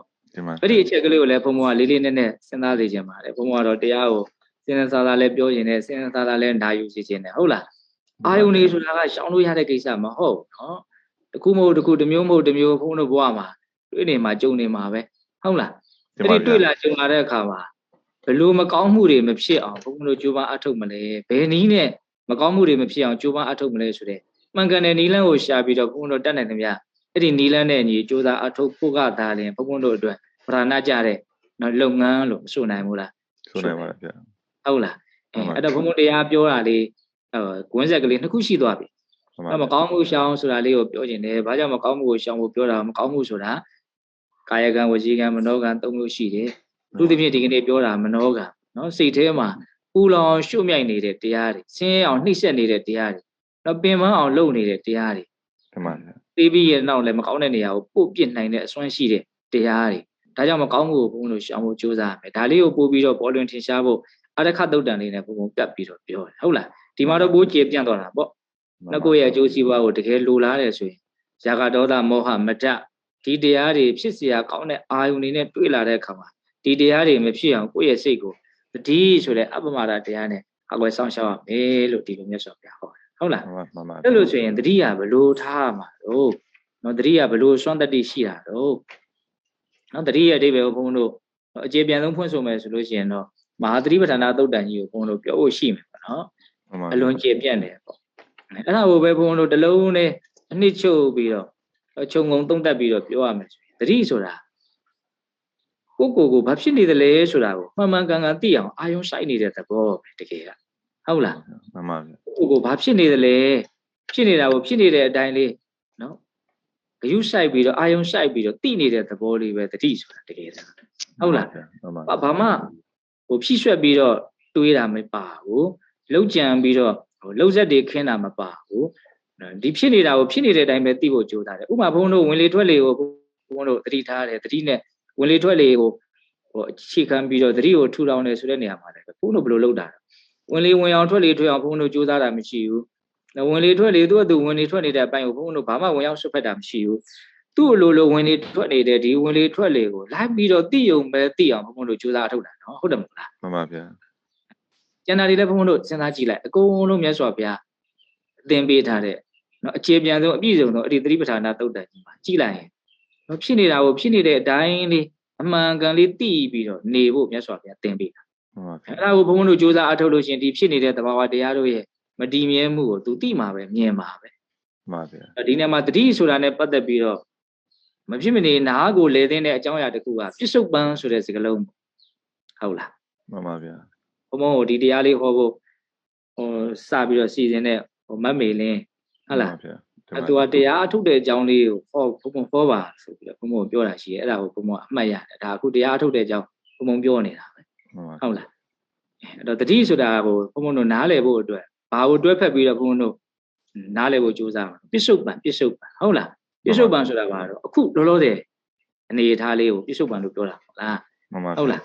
တတိပဋ္ဌာန်တရားအားထုတ်တဲ့ပုဂ္ဂိုလ်ဟာမဖြစ်မနေဒီပြစ္ဆုတ်ပံဆိုတာရဲ့တတိဆိုတာရဲ့တွဲဖက်ပြီးတော့နားလည်ဖို့လိုမှာပေါ့နော်အခုဖြစ်နေတာလေးကိုအခုဖြစ်နေတဲ့အတိုင်းလေးပဲသိလိုက်နောက်တစ်ခါဖြစ်တော့နောက်တစ်ခါသိတော့အဲ့ဒီအရင်တစ်ခါမဟုတ်တော့နော်အမြဲပြောင်းလဲအခုဆိုတဲ့ပြစ္ဆုတ်ပံတိုင်းကိုဘုံဘုံတို့ကပိုင်းဖြတ်ပြီးတော့တိသွားဖို့ကြိုးစားရဟုတ်လားမှန်ပါဗျာအခုသိလိုက်တယ်နောက်ထပ်အခုကိုသိလိုက်တယ် စောစောကသူ့အရင်ကသိခဲ့တဲ့အခုဆိုတာကဘာဖြစ်သွားအတိတ်ဖြစ်သွားနော်အဲ့ဒါကိုဘုံဘုံတို့ကထားလိုက်တော့အဲ့ဒါကိုဘာမှလည်းတွေးမနေနဲ့တော့အဲ့ဒါကိုဘာမှလည်းပုံဖောမနေပြစ္ဆုတ်ပံလေးတိုင်းကိုလားအချိန်တိုင်းပြစ္ဆုတ်ပံလေးတိုင်းကိုလားဘုံဘုံတို့ကပိုင်းဖြတ်ပြီးတော့အဲ့ဒီနေရာလေးမှာပဲအဲ့ဒီဟာလေးကိုပဲတိပြီးတော့သွားပဲဆိုလို့ရှိရင်ဟောတဘာဝတရားတွေဟာအကုန်လုံးကတကယ်အလွန်တူတော့တဲ့အခိုက်အတန့်လေးတွေပါလားဟုတ်လားဒါဆိုရင်အရန်ကိုပေါ်သွားမယ်နော်ဘုံဘုံတို့ဗတ္တိကာရတသုတ်တန်နဲ့လည်းတွဲပြီးတော့နာယူစရာကောင်းတာပေါ့လေအတိတ်ဆိုတာရှိတော့တာမဟုတ်အနာဂတ်ဆိုတာကြောက်သေးတာမဟုတ်ဘူးဒါကြောင့်မို့လို့အတိတ်နဲ့ပတ်သက်ပြီးတော့လည်းအကုသိုလ်မဖြစ်အောင်နေရမယ်အနာဂတ်နဲ့ပတ်သက်ပြီးတော့လည်းအကုသိုလ်ဖြစ်အောင်နေရမယ်မြတ်စွာဘုရားဟောတာလေအဲ့ဒီမှာကျတော့မြတ်စွာဘုရားတတိပဋ္ဌာန်နဲ့ပတ်သက်ပြီးတော့ပြစ္ဆုတ်ပံဆိုတဲ့စကားလုံးနဲ့တွဲပြီးတော့ဟောတာပြစ္ဆုတ်ပံနဲ့စယောဓမ္မတထဝိပတ္တိဟောတာအခုလောလောဆယ်ဖြစ်နေတဲ့သဘာဝတရားဘယ်မှာဖြစ်နေတဲ့သဘာဝတရားဆိုတော့ဒီခန္ဓာမှာဖြစ်နေတဲ့သဘာဝတရားဟုတ်လားမှန်ပါအဲ့ဒီပြစ္ဆုတ်ပံမှာဖြစ်နေတဲ့သဘာဝတရားကိုဖြစ်နေတဲ့အခိုက်အတန့်လေးမှာဒါလေးကိုဒီတိုင်းလေးဖြစ်နေတာကိုဒီတိုင်းလေးဖြစ်နေတယ်လို့အတိအမှတ်ပြုလိုက်တာမှန်ပါဗျာဝိပတ္တိဘုံဘုံတို့ကများသောအားဖြင့်ဒီအတွေ့အကြုံတွေကိုနော်သိရတဲ့နေရာမှာဒီပြစ္ဆုတ်ပံတဲ့သိတာမဟုတ်များသောအားဖြင့်တာမန်နေတဲ့အချိန်တွေမှာနော်အတိတ်တွေအနာဂတ်တွေနဲ့ရောထွေးပြီးတော့မှားယွင်းသိကြတာဟုတ်လားကိုမြတ်စွာဘုရားအဲ့ဒီလွဲမားတဲ့အခြေအနေလွဲမားတဲ့နေနည်းထိုင်နည်းကိုနော်ထားခဲ့ပြီးတော့ဒီမှန်ကန်တဲ့နေနည်းထိုင်နည်းအသိဉာဏ်ကိုဖြစ်ထွန်းစေတဲ့မှန်ကန်တဲ့နေနည်းထိုင်နည်းကိုမြတ်စွာဘုရားသင်ပေးတာဟုတ်လားဘုံတော့တခုခုမြင်လိုက်ပြီဆိုတာနဲ့အဲ့ဒီမြင်တဲ့နေရာမှာစိတ်ကရှိတာမဟုတ်နော်ဘယ်တော့မှဒီလိုငါ့ကိုဘယ်လိုပြောခဲ့တာမှဖြစ်တယ်ညာဖြစ်တယ်အတိတ်ကိုရောက်ချင်လဲရောက်ဟုတ်လားအနာဂတ်မှာလည်းဒီလိုငါ့ကိုဘာမှလုပ်မလဲမသိဘူးအနာဂတ်ကိုရောက်ချင်လဲရောက်ညာသောဖြင့်စိတ်ကလောလောဆယ်တွေ့လိုက်ရတဲ့အာယုံလေးနဲ့ပတ်သက်ပြီးတော့သူ့ကိုဓာတ်ရိုက်သိဖို့မကြိုးစားဘဲနဲ့သူနဲ့ပတ်သက်ဆက်ပြီးတော့ဖြစ်ခဲ့တာတွေမဖြစ်သေးတာတွေဒီအတိတ်တွေအနာဂတ်တွေကိုပဲဘုန်းတို့ရဲ့စိတ်တွေကမလုပ်နေကြတာပုံဖောနေတာဟုတ်လားအဲ့ဒီမှာပြည့်ညက်သဘောတွေရောက်ပြီးတော့စောစောကပြောခဲ့တဲ့ຢာကဒေါသမောဟတွေအဲ့ဒီမှာဖြစ်ကုန်ဟုတ်လားဒါကြောင့်မြတ်စွာဘုရားကຢာကဒေါသမောဟမရတရားတွေမဖြစ်ဖို့ဆိုလို့ရှိရင်ဘာကိုသုံးချမှာတုံးလို့မင်းအဲ့ဒီမှာနှလုံးတောင်ထပ်ပြောထားရနော်တတိစေတသောအပမဒောကရဏီယောအပမဒောတတိစေတသောအာရခောကရဏီယောအပမဒောအပမဒအမိယာသောတတိဒီဟုသောစေတသောစိတ်ဤအာရခောအဆောင်လျှောက်ကိုကရဏီယောပြုသင့်၏အလွန်ပြည့်စုံတဲ့ဒေသနာလေးဟုတ်လားအပမဒလို့ခေါ်တဲ့တတိဆိုတဲ့တရားစိတ်ရဲ့အဆောင်လျှောက်တရားပဲတဲ့အဲ့ဒီအဆောင်လျှောက်ကလေးကိုပြုရအဆောင်လျှောက်တယ်ဆိုတာဘုန်းဘုန်းတို့ရန်သူတွေမဝင်အောင်ကိုယ်ဒုက္ခပေးမဲ့အရာတွေဝင်မလာအောင်ကာကွယ်ဆောင်လျှောက်တာကိုဆောင်လျှောက်တယ်လို့သုံးနှုံးတာနော်ပြန်ပါဗျာအဲ့ဒါဘယ်သူကအဲ့ဒီဆောင်လျှောက်ရေးတာဝန်ကိုယူနိုင်တာတော့ဆိုဒီတတိလေးကပဲတာဝန်ယူဟုတ်လားတတိကကာကွယ်ဆောင်လျှောက်ရေးတာဝန်ကိုအပြည့်အဝယူတဲ့တကယ်သူတော်ကောင်းတရားခေါင်းကျုပ်ပဲတတိယဟုတ်လားမှန်ပါဗျာအဲ့ဘုန်းဘုန်းတို့စိတ်တွေဘာလို့ဆင်းရဲတော့ဘာလို့ပင်ပန်းတော့ဆိုရင်အဲ့ဒီပင်ပန်းအောင်ဆင်းရဲအောင်နှိမ့်ဆက်မဲ့အရာတွေကဒီစိတ်ထဲကိုဝင်ပြီးတော့သူတို့ကကြိုးကင်ချေလဲပြီးတော့နှိမ့်ဆက်နေလို့ဒီနေရာဖြင့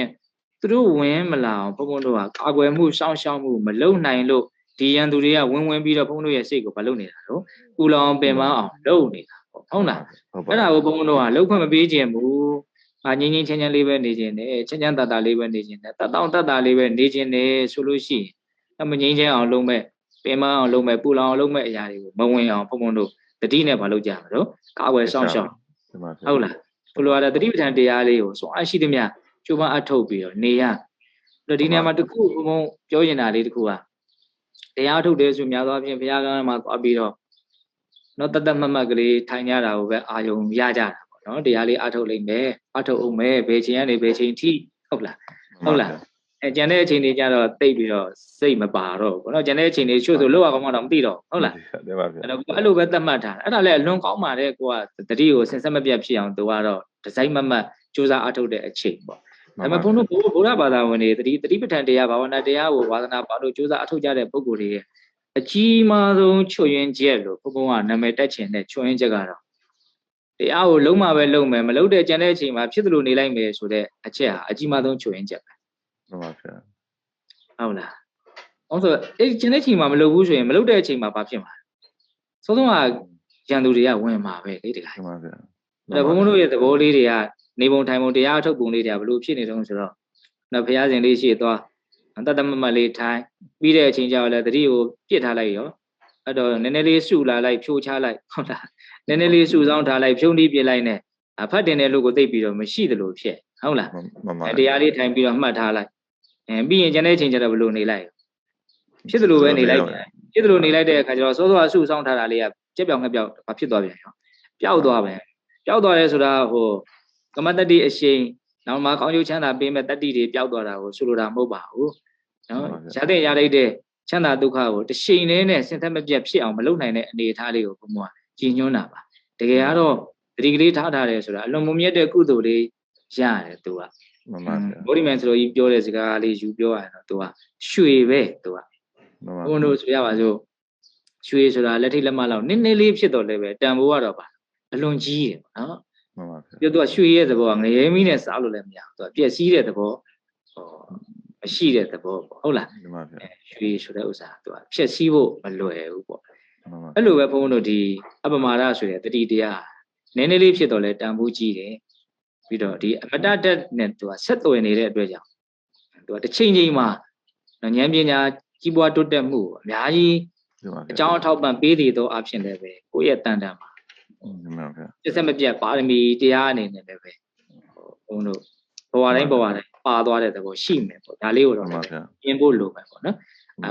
ဘုံခုနကတော့ဆိုလိုတာကအထုတ်တော့အထုတ်ပြီးတော့ကျန်တဲ့ချိန်လေးပြစ်ထားတယ်ဆိုတာပျောက်သွားတယ်ဆိုတာလုံးလုံးလျားလျားပျောက်သွားတာကိုရည်ညွှန်းတာမဟုတ်တစ်ဆက်တည်းနဲ့မြန်မြန်ဆန်ဆန်အသိဉာဏ်ရမယ်ကိစ္စကိုမရပဲနှောင့်နှေးနေတဲ့အကြောင်းတရားလေးတွေကိုဘုံတို့ပြောပြတာဟုတ်လားဒါကြောင့်ကျန်တဲ့ချိန်တွေမှာပဲဘုံတို့နည်းနည်းလေးပဲရမလုပ်ဖို့လိုတော့တတိလေးထားပြီးတော့နေဖို့လိုဟုတ်လားဘလို့ချိန်ဒီမျိုးမှာပဲဖြစ်ဖြစ်တတိထားတဲ့လုပ်ငန်းစဉ်တတိပဋ္ဌာန်တရားအားထုတ်မှုဟာလုပ်လို့ရတယ်ဆိုတာလေးကိုပိုင်နိုင်ဘုံတို့ကကြွကျင်ကျင်နားလေထားဖို့လိုတယ်ပေါ့ဟုတ်လားဒါကြောင့်ဘယ်အချိန်မှာပဲဖြစ်ဖြစ်ဘယ်နေရာမှာပဲဖြစ်ဖြစ်ဘလို့နေထားမျိုးမှာပဲဖြစ်ဖြစ်နော်ဖြစ်နေတာလေးကိုတတိလေးထားလိုက်တာနဲ့ဒါတရားအထုတ်ခြင်းကိစ္စကအဲ့ဒီအချိန်မှာနော်တရားထုတ်တဲ့အလုပ်ကိုလုပ်နေတယ်လို့ဘုံတို့မဆိုနိုင်ဘူးလားဆိုနိုင်ဟုတ်လားဘုရားရှင်ရှိသွားပြီးတော့လုပ်တဲ့အချိန်နဲ့လုပ်ပေါ့နော်ကျန်တဲ့အချိန်တွေမှာလည်းပဲရသလောက်ဘုံတို့တတိထားမယ်ဆိုရင်ကိုနော်တတိထားမိတဲ့အနေထားတွေရအောင်တိုးတက်မှုရလာလိမ့်မယ်လို့ဘုံဆိုခြင်းတယ်ပေါ့ဟုတ်လားမှန်ပါဗျာကိုပြန်ပြီးတော့တရားစစ်ဖို့လည်းပဲလိုမယ်ပေါ့ဒါအခုပြောတာလေးတွေကလည်းတရားစစ်တဲ့သဘောမျိုးလို့လည်းပြောလို့ရပါတယ်တင်ပါဗျာဒီတန်းကကိုတရားဘယ်လောက်ရှိလဲတရားဘယ်လောက်သိလဲဆိုတာဟာဇာကဒေါသမောဟမာနတရားတွေဖြစ်เสียတွေကြုံလာတဲ့အခါမှာဇာကဒေါသမောဟမာနတရားတွေဘယ်လောက်ဖြစ်တယ်လဲဘယ်လောက်မဖြစ်ဘူးလဲဖြစ်ရင်လည်းပဲဘယ်လောက်နည်းနည်းဖြစ်လဲဘယ်လောက်များဖြစ်လဲဒီဟာနဲ့ဘုံတို့ရဲ့သိထားတဲ့အတိတနည်းအားဖြင့်ကိုယ့်ရဲ့တရားကိုဒီပေဒံနဲ့တိုင်းတာကြရမှာစစ်ဆေးကြရမှာဟုတ်တယ်မို့လားမှန်ပါဗျာမှန်ပါအဲကြောင့်ကျန်တဲ့အချိန်လေးတွေမှာဘုံတို့သတိထားပြီးတော့နေမယ်ဆိုလို့ရှိရင်တုံတုံလောဘဒေါသဖြစ်เสียကိစ္စနဲ့ကြုံနေလောဘဒေါသကြီးမားမဖြစ်တာတွေကိုတွေးပြီးတော့ဟောတရားတကယ်စွန့်ရည်တတိပြပါလားဆိုတာလေးဘုံတို့သိနိုင်မယ်ပေါ့ဟုတ်လား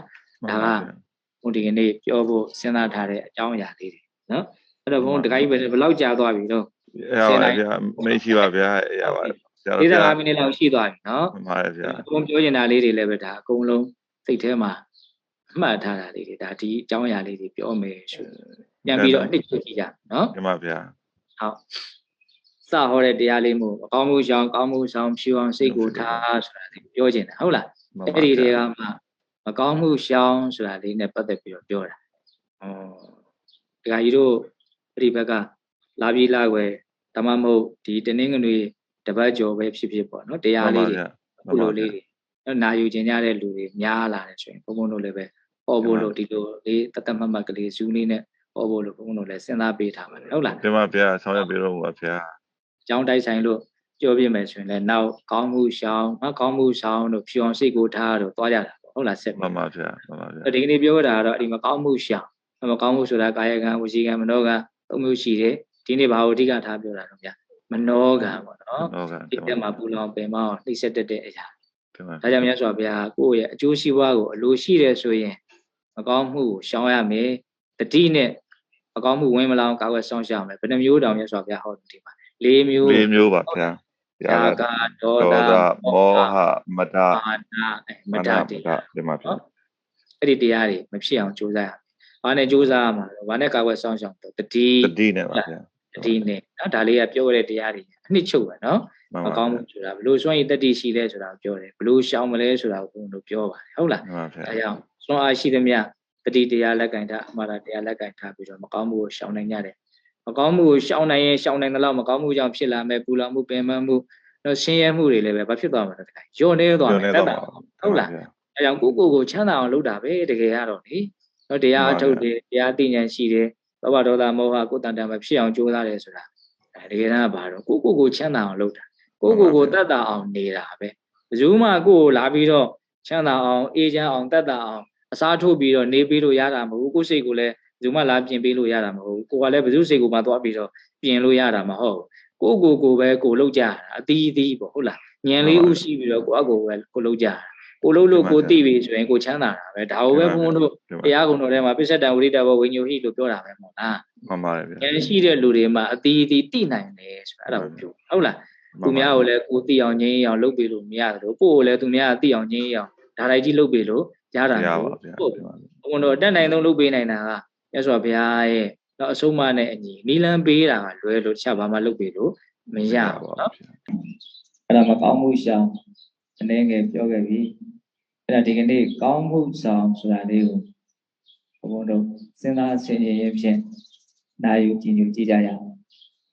ဟုတ်ဗျာသဗ္ဗပါပတအကရဏကုတလတဥပသမနသစိတပရိယောတပနဣတံဗုဒ္ဓနာသာသနာသဗ္ဗပါပတအကရဏမကောင်းမှုမှန်သမျှကိုမပြုလို့ရခြင်းဒီ၎င်းကုသလတဥပသမနကောင်းမှုမှန်သမျှပြည့်စုံစေခြင်းဒီ၎င်းသစိတပရိယောတပနမိမိစိတ်ကိုဖြူရှင်တန်ရှင်းအပြည့်ကင်းအောင်ကြိုးစားအထောက်ရခြင်းဒီ၎င်းဣတံဗုဒ္ဓနာသာသနာဒီအဆုံးအမဩဝါဒ၃ချက်သည်အဆိုသောဘုရားရှင်ကိုရောမြတ်ကြီးတို့၏အဆုံးအမဩဝါဒပါ၏ဘုရားဘာသာဝင်များကလေးဘဝတွေကစပြီးတော့မကောင်းမှုရှောင်ကောင်းမှုရှောင်ဖြူအောင်စိတ်ကိုထားဆိုပြီးဒီအဆုံးအမနဲ့အလွန်တရာမှရှင်းပြီးကြွဝင်ခဲ့ကြတယ်နော်ဟုတ်ပါဗျာဒီအဆုံးအမ၃ချက်ကအလွန်မှကျေပြန့်တဲ့နည်းနည်းစဉ်းစားမယ်ဆိုရင်လည်းအလွန်မှလေးနဲ့တင်သင်ကိုအခြေခံဉာဏ်ပညာအလွန်ကြီးမယ်ဆိုလို့ရှိရင်အဆုံးနိုင်လောက်အောင်ကိုပဲကျေပြန့်တဲ့လေးနဲ့တင်အဆုံးအမကြီးလို့ဆိုရဟုတ်ကဲ့ဉာဏ်ရှိသလားအတိပ္ပယ်ဖွင့်ဆိုမယ်ဆိုလို့ရှိရင်ဉာဏ်ပညာကြီးရင်ကြီးတဲ့ပုဂ္ဂိုလ်ကြီးရင်ကြီးသလားအတိပ္ပယ်ဖွင့်ဆိုလို့ပြီးမှမဟုတ်ဒီကျေပြန့်တဲ့အတိပ္ပယ်ရှိတယ်အလုံးမလည်းပဲအခြေခံကြတယ်ဒီအဆုံးအမ၃ချက်ကိုဘုန်းတော်တွေကရှုတော်မျိုးစုံကနေပြီးတော့ပိုင်းနိုင်နားလည်ဖို့လိုမယ်စဉ်းစားတတ်ဖို့လိုမယ်အဆုံးအမတစ်ခုဆိုတာနားလည်မှလည်းပဲဘလို့ဆက်လက်ပြီးတော့လိုက်နာကျင့်သုံးရမလဲဆိုတာလေးကပို့ပြီးတော့သဘောပေါက်နိုင်တာလို့ဒီကနေ့မကောင်းမှုရှောင်ပြီးတော့ကောင်းမှုဆောင်ဆိုပြီးတော့ကုသိုလ်ကောင်းမှုကိုစွမ်းအားရှိသမျှလောက်ကင်ဆောင်ရွက်ကြဖို့ဆိုတဲ့အပိုင်းနဲ့ပတ်သက်ပြီးတော့ပြောကြည့်ရတော့ကောင်းမှုဆိုတာဘာလဲဆိုတာလေးကနေစစဉ်းစားကြည့်ကောင်းမှုဆိုတာအနာဝိဇ္ဇဒုက္ခဝိပါကလက္ခဏာအပြည့်ကင်းတဲ့သဘောကောင်းကျိုးချမ်းသာကိုဖြစ်ထွန်းစေတဲ့သဘောရှိတဲ့သဘာဝတရားမိမိတို့တွေးလိုက်တဲ့အတွေးတစ်ခုမိမိတို့ပြောလိုက်တဲ့အပြောတစ်ခွန်းမိမိတို့လုပ်လိုက်တဲ့အလုပ်တစ်ခုဟာအပြည့်ကင်းတဲ့သဘောရှိမယ်။အောင်ကျိုးချမ်းသာကိုဖြစ်ထွန်းစေတဲ့သဘောရှိမယ်ဆိုရင်ဒါကောင်းမှုပဲလို့လွယ်လေးမှတ်ရအောင်။ဟုတ်ပါဗျာ။အကျဉ်းများဖြင့်ကောင်းမှုကိုဘုရားဘာသာဝင်တွေဟာဒါနရဲ့သီလရဲ့သမာဓိရဲ့ပညာရဲ့၄ပိုင်းပိုင်းပြီးတော့နားလည်ထားကြတယ်ပေါ့နော်။ဒီကစွန့်ကြဲထူထမ်းခြင်းဆိုတဲ့ဒါနကောင်းမှုမိမိရဲ့ကိုယ်နဲ့နှုတ်ကိုအပြည့်ကင်းအောင်တန်ရှင်းအောင်စင်ကြယ်အောင်ထိမ့်သိမ်းဆောင်စည်းခြင်းလို့ဆိုတဲ့သီလကောင်းမှုမိမိရဲ့စိတ်ကိုတည်ငြိမ်အောင်ကြိုးပမ်းအထောက်ထားလို့တည်ငြိမ်မှုရှိလာတယ်လို့ဆိုတဲ့သမာဓိကောင်းမှုဥပဝကိုယ်ခန္ဓာမှာဘလို့သဘာဝတွေဖြစ်နေတယ်အဲ့ဒီဖြစ်နေတဲ့သဘာဝတရားတွေဟာဘလို့သဘောတွေလဲခန္ဓာရဲ့သဘောကိုမှန်မှန်ကန်ကန်ပုဂ္ဂိုလ်တ attva သဘောမပါတဲ့ရုပ်စုနာစုမြတာဖြစ်တယ်အဲ့ဒီယုံနာစုဟာလည်းပဲမတည်မြဲသောအနိစ္စမကောင်းမွန်သောဒုက္ခ အစိုးမရမပိုင်ဆိုင်တဲ့အနတ္တသဘောများတာဖြစ်တယ်လို့သိမြင်နားလည်မှုပညာကောင်းမှုဆိုပြီးကုသိုလ်ကောင်းမှုကိုဘုံဘုံတို့အကြံဉာဏ်၄မျိုးပိုင်းခြားပြီးတော့နားလည်ထားကြဒါနသီလသမာဓိပညာဓာတ်ထက်အချင်းချုပ်ပြီးတော့ကုသိုလ်ကောင်းမှုဆိုတာဘာလဲလို့တက်ပြီးတော့နားလည်ကြည့်မယ်ဆိုရင်ဘယ်လိုပြောလို့ရအောင်မလဲကောင်းတဲ့စိတ်ကလေးနဲ့တွေးလေသမျှကောင်းတဲ့စိတ်နဲ့ပြောလေသမျှကောင်းတဲ့စိတ်နဲ့ပြုလုပ်လေသမျှအဲ့ဒါကောင်းမှုပဲလို့လည်းပဲအတူဆုံးနည်းနှစ်ချုပ်အဲ့လိုလဲနားလည်လို့ရမှာနော်ဘုန်းတို့ဘဝမှာအတွေးတွေတွေးနေတာရှိတယ်စကားတွေပြောနေတာရှိတယ်ကာယကံမှုအလုပ်တွေလုပ်နေတာရှိဘလို့တွေးပဲဖြစ်ဖြစ်ဘလို့ပြောပဲဖြစ်ဖြစ်ဘလို့အလုပ်ပဲဖြစ်ဖြစ်ကောင်းတဲ့စိတ်ကလေးနဲ့သာတွေးမယ်ပြောမယ်လုပ်မယ်ဆိုရင်အဲ့ဒါကောင်းမှုပဲလို့လူရင်းကြကြအဲ့ဒါလိုလဲနားလည်ဖို့လိုမယ်ပေါ့နော်တခါတရံမှာဘုန်းတို့သူများကိုတော့မဆိုလိုပါဘူးလေကိုကိုပြန်ပြီးတော့ဝေဖန်ကြည့်တယ်အပြောတွေအလုပ်တွေအပေါ်ရန်ကြည့်ရင်တော့ကောင်းတယ်လို့ထင်ရတယ်သို့တော့အခြေခံကကောင်းတဲ့စိတ်ကင်းကွာနေမယ်ဆိုလို့ရှိရင်အဲ့ဒီအပြောအဲ့ဒီအလုပ်ကိုကောင်းမှုလို့သတ်မှတ်ဖို့ခဲရင်းတယ်ပေါ့နော်ဘုန်းဆိုကောင်းတဲ့စိတ်နဲ့ပြောတာမဟုတ်လို့အပေါ်ရန်စကားတွေပဲဖြစ်နေမယ်ကောင်းတဲ့စိတ်နဲ့လုပ်တာမဟုတ်တဲ့အတွက်ကြောင့်အပေါ်ရန်လုပ်တွေပဲဖြစ်နေမယ်ပေါ့နော်ဒါကြောင့်ထင်သာမြင်သာရှိတဲ့အပြုအမူအပြောဆိုတွေကိုဝေဖန်ကြတဲ့နေရာမှာအတွင်းစိတ်ဓာတ်ကိုဘုံဘုံတို့မြင်အောင်ကြည့်ပြီးတော့အကောင်းအဆိုးကိုခွဲခြားနိုင်ဖို့လိုတယ်ပေါ့နော်ဒါကကောင်းမှုဆိုတာဘာလဲဆိုတာလေးနဲ့ပတ်သက်ပြီးတော့ဘုံဘုံတို့စဉ်းစားရပြောပြကောင်းမှုဆိုတာအပြည့်ကင်းတဲ့သဘောကောင်းကျိုးချမ်းသာကိုဖြစ်ထွန်းစေတဲ့သဘောလို့အခြေခံအဖြစ်နားလည်ရမယ်ထို့တစ်ဆင့်တက်ပြီးတော့ကောင်းမှုဆိုတာဒါနကောင်းမှုရှိတယ်သီလကောင်းမှုရှိတယ်သမာဓိကောင်းမှုရှိတယ်ပညာကောင်းမှုရှိတယ်လို့ကြည်ကြပြည့်ပြည့်နားလည်ရမယ်ဟုတ်လားအနည်းချုပ်အဖြစ်ကောင်းတဲ့စိတ်နဲ့တွေးလေသမျှပြောလေသမျှလုပ်လေသမျှကောင်းမှုဖြစ်တယ်လို့လည်းပဲနားလည်ရမယ်အဲ့ဒီကောင်းမှုကိုမြတ်စွာဘုရားကမိမိတဏ္ဍာမှာဖြစ်အောင်အမြဲတမ်းကြိုးစားရကောင်းမှုဖြစ်အောင်ကြိုးစားလို့ကောင်းမှုဖြစ်ပြီးဆိုရင်ဒီပုဂ္ဂိုလ်ဟာကိုယ့်ကိုယ်ကိုစစ်မှန်သောနိလန်းဖြင့်ချမ်းသာမှုရအောင်ကြိုးပမ်းအထောက်တဲ့ပုဂ္ဂိုလ်ဖြစ်တဲ့အတွက်ကြောင့်တော်တယ်လို့မြတ်စွာဘုရားချီးမွမ်းတယ်မြတ်စွာဘုရားချီးမွမ်းတယ်ဆိုတာကိုရဖို့ဆိုတာလွယ်တဲ့ကိစ္စမဟုတ်ဘူးလောကမှာမြတ်စွာဘုရားချီးမွမ်းတဲ့အနေအထားကကြံများဖြင့်နှမျိုးပဲရှိတာဟုတ်တရားဓမ္မကိုနာယူတဲ့အလေးအလာများတဲ့ပုဂ္ဂိုလ်တွေဆိုရင်အခုဘုံကဒီလိုလေးပြောလိုက်တာနဲ့မြတ်စွာဘုရားဘလို့အနေအထားမျိုးတွေကိုချီးမွမ်းတယ်ဆိုတာကိုပတ်မိကြမယ်ထင်နော်မြတ်စွာဘုရားချီးမွမ်းတယ်ဆိုတာမကောင်းမှုအကုသိုလ်တရားတွေကိုရှောင်ကျဉ်နိုင်တဲ့အနေအထားမျိုးကိုမြတ်စွာဘုရားချီးမွမ်းတယ်ကောင်းမှုကုသိုလ်တရားတွေကိုဆောင်ရွက်ပြုလုပ်နိုင်တဲ့အနေအထားမျိုးကိုလည်းမြတ်စွာဘုရားချီးမွမ်းတယ်။ဘာကြောင့်လို့အကြောင်းပြချက်ဒီသဘာဝကြားချက်ရှားကြည့်မယ်ဆိုရင်မကောင်းမှုအကုသိုလ်တရားတွေကိုမပြုမိအောင်ရှောင်ကျဉ်လိုက်နိုင်တဲ့အနေအထားအကျိုးဆက်ဖြစ်တဲ့ဆင်းရဲဒုက္ခတွေမဖြစ်အောင်ရှောင်ကျဉ်လိုက်ရရောက်တယ်။တဲ့ပြောရင်ကိုယ့်ကိုယ်ကိုမဆင်းရဲအောင်လုပ်တာပေါ့။ဒါကြောင့်အဲ့ဒီပုဂ္ဂိုလ်မျိုးကိုလည်းမြတ်စွာဘုရားချီးမွမ်းတယ်တော်တယ်ဒီလူဟာဆင်းရဲတွင်နဲ့မဆင်းဘူး။ကိုယ့်ကိုယ်ကိုမဆင်းရဲအောင်လုပ်နိုင်တဲ့လူဟုတ်လား။ကုသိုလ်ကောင်းမှုပြုလုပ်တဲ့ပုဂ္ဂိုလ်ကဘာကြောင့်မြတ်စွာဘုရားချီးမွမ်းတာလို့တဘာဝကြကြအကြောင်းယုတ်တိရှာမယ်ဆိုရင်ကုသိုလ်ကောင်းမှုပြုမှုဆောင်ရွက်ခြင်းဟာအကျိုးဆက်ဖြစ်တဲ့ချမ်းသာဒုက္ခနဲ့ပြည့်စုံအောင်ဆောင်ရွက်နေခြင်းဖြစ်တယ်ပေါ့။ဒါကြောင့်ဒီပုဂ္ဂိုလ်ဟာကိုယ့်ကိုယ်ကိုချမ်းသာအောင်လုပ်နေတာတော်တယ်လို့ဒါဒီလိုမျိုးမြတ်စွာဘုရားချီးမွမ်းဟုတ်လား။ခုဒီမှာမြတ်စွာဘုရားကကောင်းမှုဆိုလို့ရှိရင်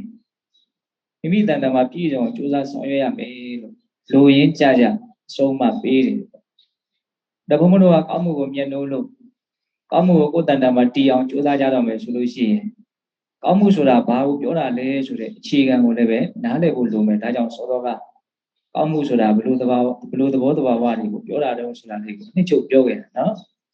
အပြည့်ကင်းတဲ့သဘောကောင်းကျိုးချမ်းသာကိုဖြစ်ထွန်းစေတဲ့သဘောဟုတ်လား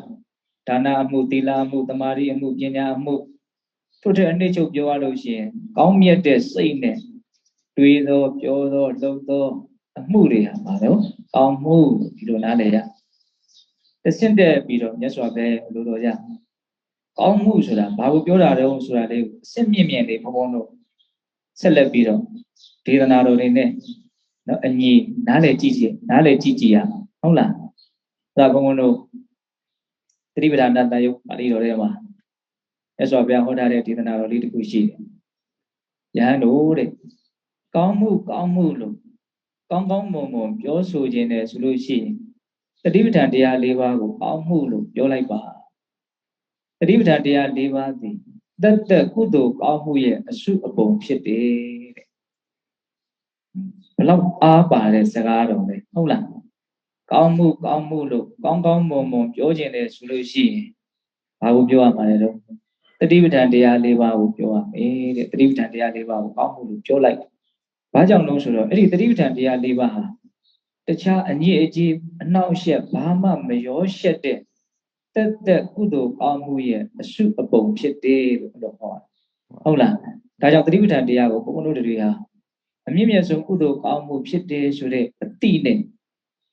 ကောင်းမှုဆောင်ဆိုတဲ့အဆုံးအမကိုကြားတိုင်းသတိပဋ္ဌာန်တရားဖြစ်အောင်လုပ်ရမှာပါလားသတိပဋ္ဌာန်တရားဖြစ်အောင်လုပ်ရမှာပါလားဆိုတဲ့အတွေးအထိကိုယ့်ရဲ့စိတ်ကရောက်ရှိသွားဖို့မလိုဘူးလားလိုတယ်ဟုတ်လားအဲ့တော့ဒီနေရာမှာသတိပဋ္ဌာန်တရားပွားရင်ဘယ်လိုကောင်းမှုဖြစ်သွားတယ်လဲဆိုတာကိုသတိပဋ္ဌာန်တရားပွားများခြင်းနဲ့ကိုယ်တိုင်နားလည်နိုင်တဲ့လက်ခံနိုင်တဲ့အနေအထားတစ်ခုထိရောက်အောင်ဘုန်းတို့ကြိုးပမ်းအထောက်တဲ့ဟုတ်လားဆိုကြပါစို့သတိပဋ္ဌာန်တရား၄ပါးရှိတယ်သမယဇခြေပွားအစုံမျက်စိနဲ့မြင်နေရတဲ့ဒီကိုယ်ကောင်းကြီးဒါရုပ်အစုအဝေးကြီးပေါ့ဟုတ်လားရုပ်ဆိုတာရူပဆိုတဲ့ပါဠိစကားကိုရုပ်လို့ဘာသာပြန်ထားတာနော်ရူပဆိုတဲ့ပါဠိစကားကပမာလိုအဓိပ္ပာယ်ဘယ်လိုရလဲဟောက်ပြန်မှုလို့အဓိပ္ပာယ်ရအပူနဲ့တွေ့ရင်တစ်မျိုးအေးနဲ့တွေ့ရင်တစ်မျိုးတင့်လျောက်ပတ်တဲ့အစာအာဟာရနဲ့တွေ့ရင်တစ်မျိုးမတင့်မလျောက်ပတ်တဲ့အစာအာဟာရနဲ့တွေ့ရင်တစ်မျိုးနော်တင့်တဲ့ဣရိယာပုနဲ့တွေ့ရင်တစ်မျိုးမတင့်တဲ့ဣရိယာပုနဲ့တွေ့ရင်တစ်မျိုးတစ်မျိုးပြီးတစ်မျိုးအမျိုးဖောက်ပြန်နေတတ်တဲ့သဘာဝကိုဒါရူပဟုတ်လားအဲ့တော့ဘုန်းဘုန်းတို့ဒီမျက်စိနဲ့မြင်နေရတဲ့ဒီကိုယ်ကောင်းကြီးမှာအဖျားတစ်ထောက်စာလောက်တောင်မဖောက်ပြန်တတ်တဲ့သဘာဝဆိုတာမရှိဘယ်သားလေးကိုပဲဘုန်းဘုန်းတို့ဉာဏ်နဲ့ထောက်ကြည့်လိုက်ဖောက်ပြန်နေတယ်ဆိုတာကိုသိနိုင်တယ်နောက်အခုခေတ်ပေါ်ပစ္စည်းကိရိယာတွေရဲ့အကူအညီကိုယူပြီးတော့ကြည့်မယ်ဆိုရင်ပိုးတောင်သိနိုင်တယ်ဟုတ်လားကိုယ့်ရဲ့ရင်ဘတ်ကိုနှကြက်နဲ့ထောက်ကြည့်အတန်ထွက်ပြီးတော့အော်ဟစ်ပြီးတော့ကိုအထက်ထဲမှာဘာဖြစ်နေတော့ဖောက်ပြန်ပျက်စီးနေပြောင်းလဲနေတစ်မျိုးပြီးတစ်မျိုးဖြစ်နေတယ်ဟုတ်လားနော်စီးရှင်းနေတဲ့သွေးတွေကိုကြည့်အောင်လား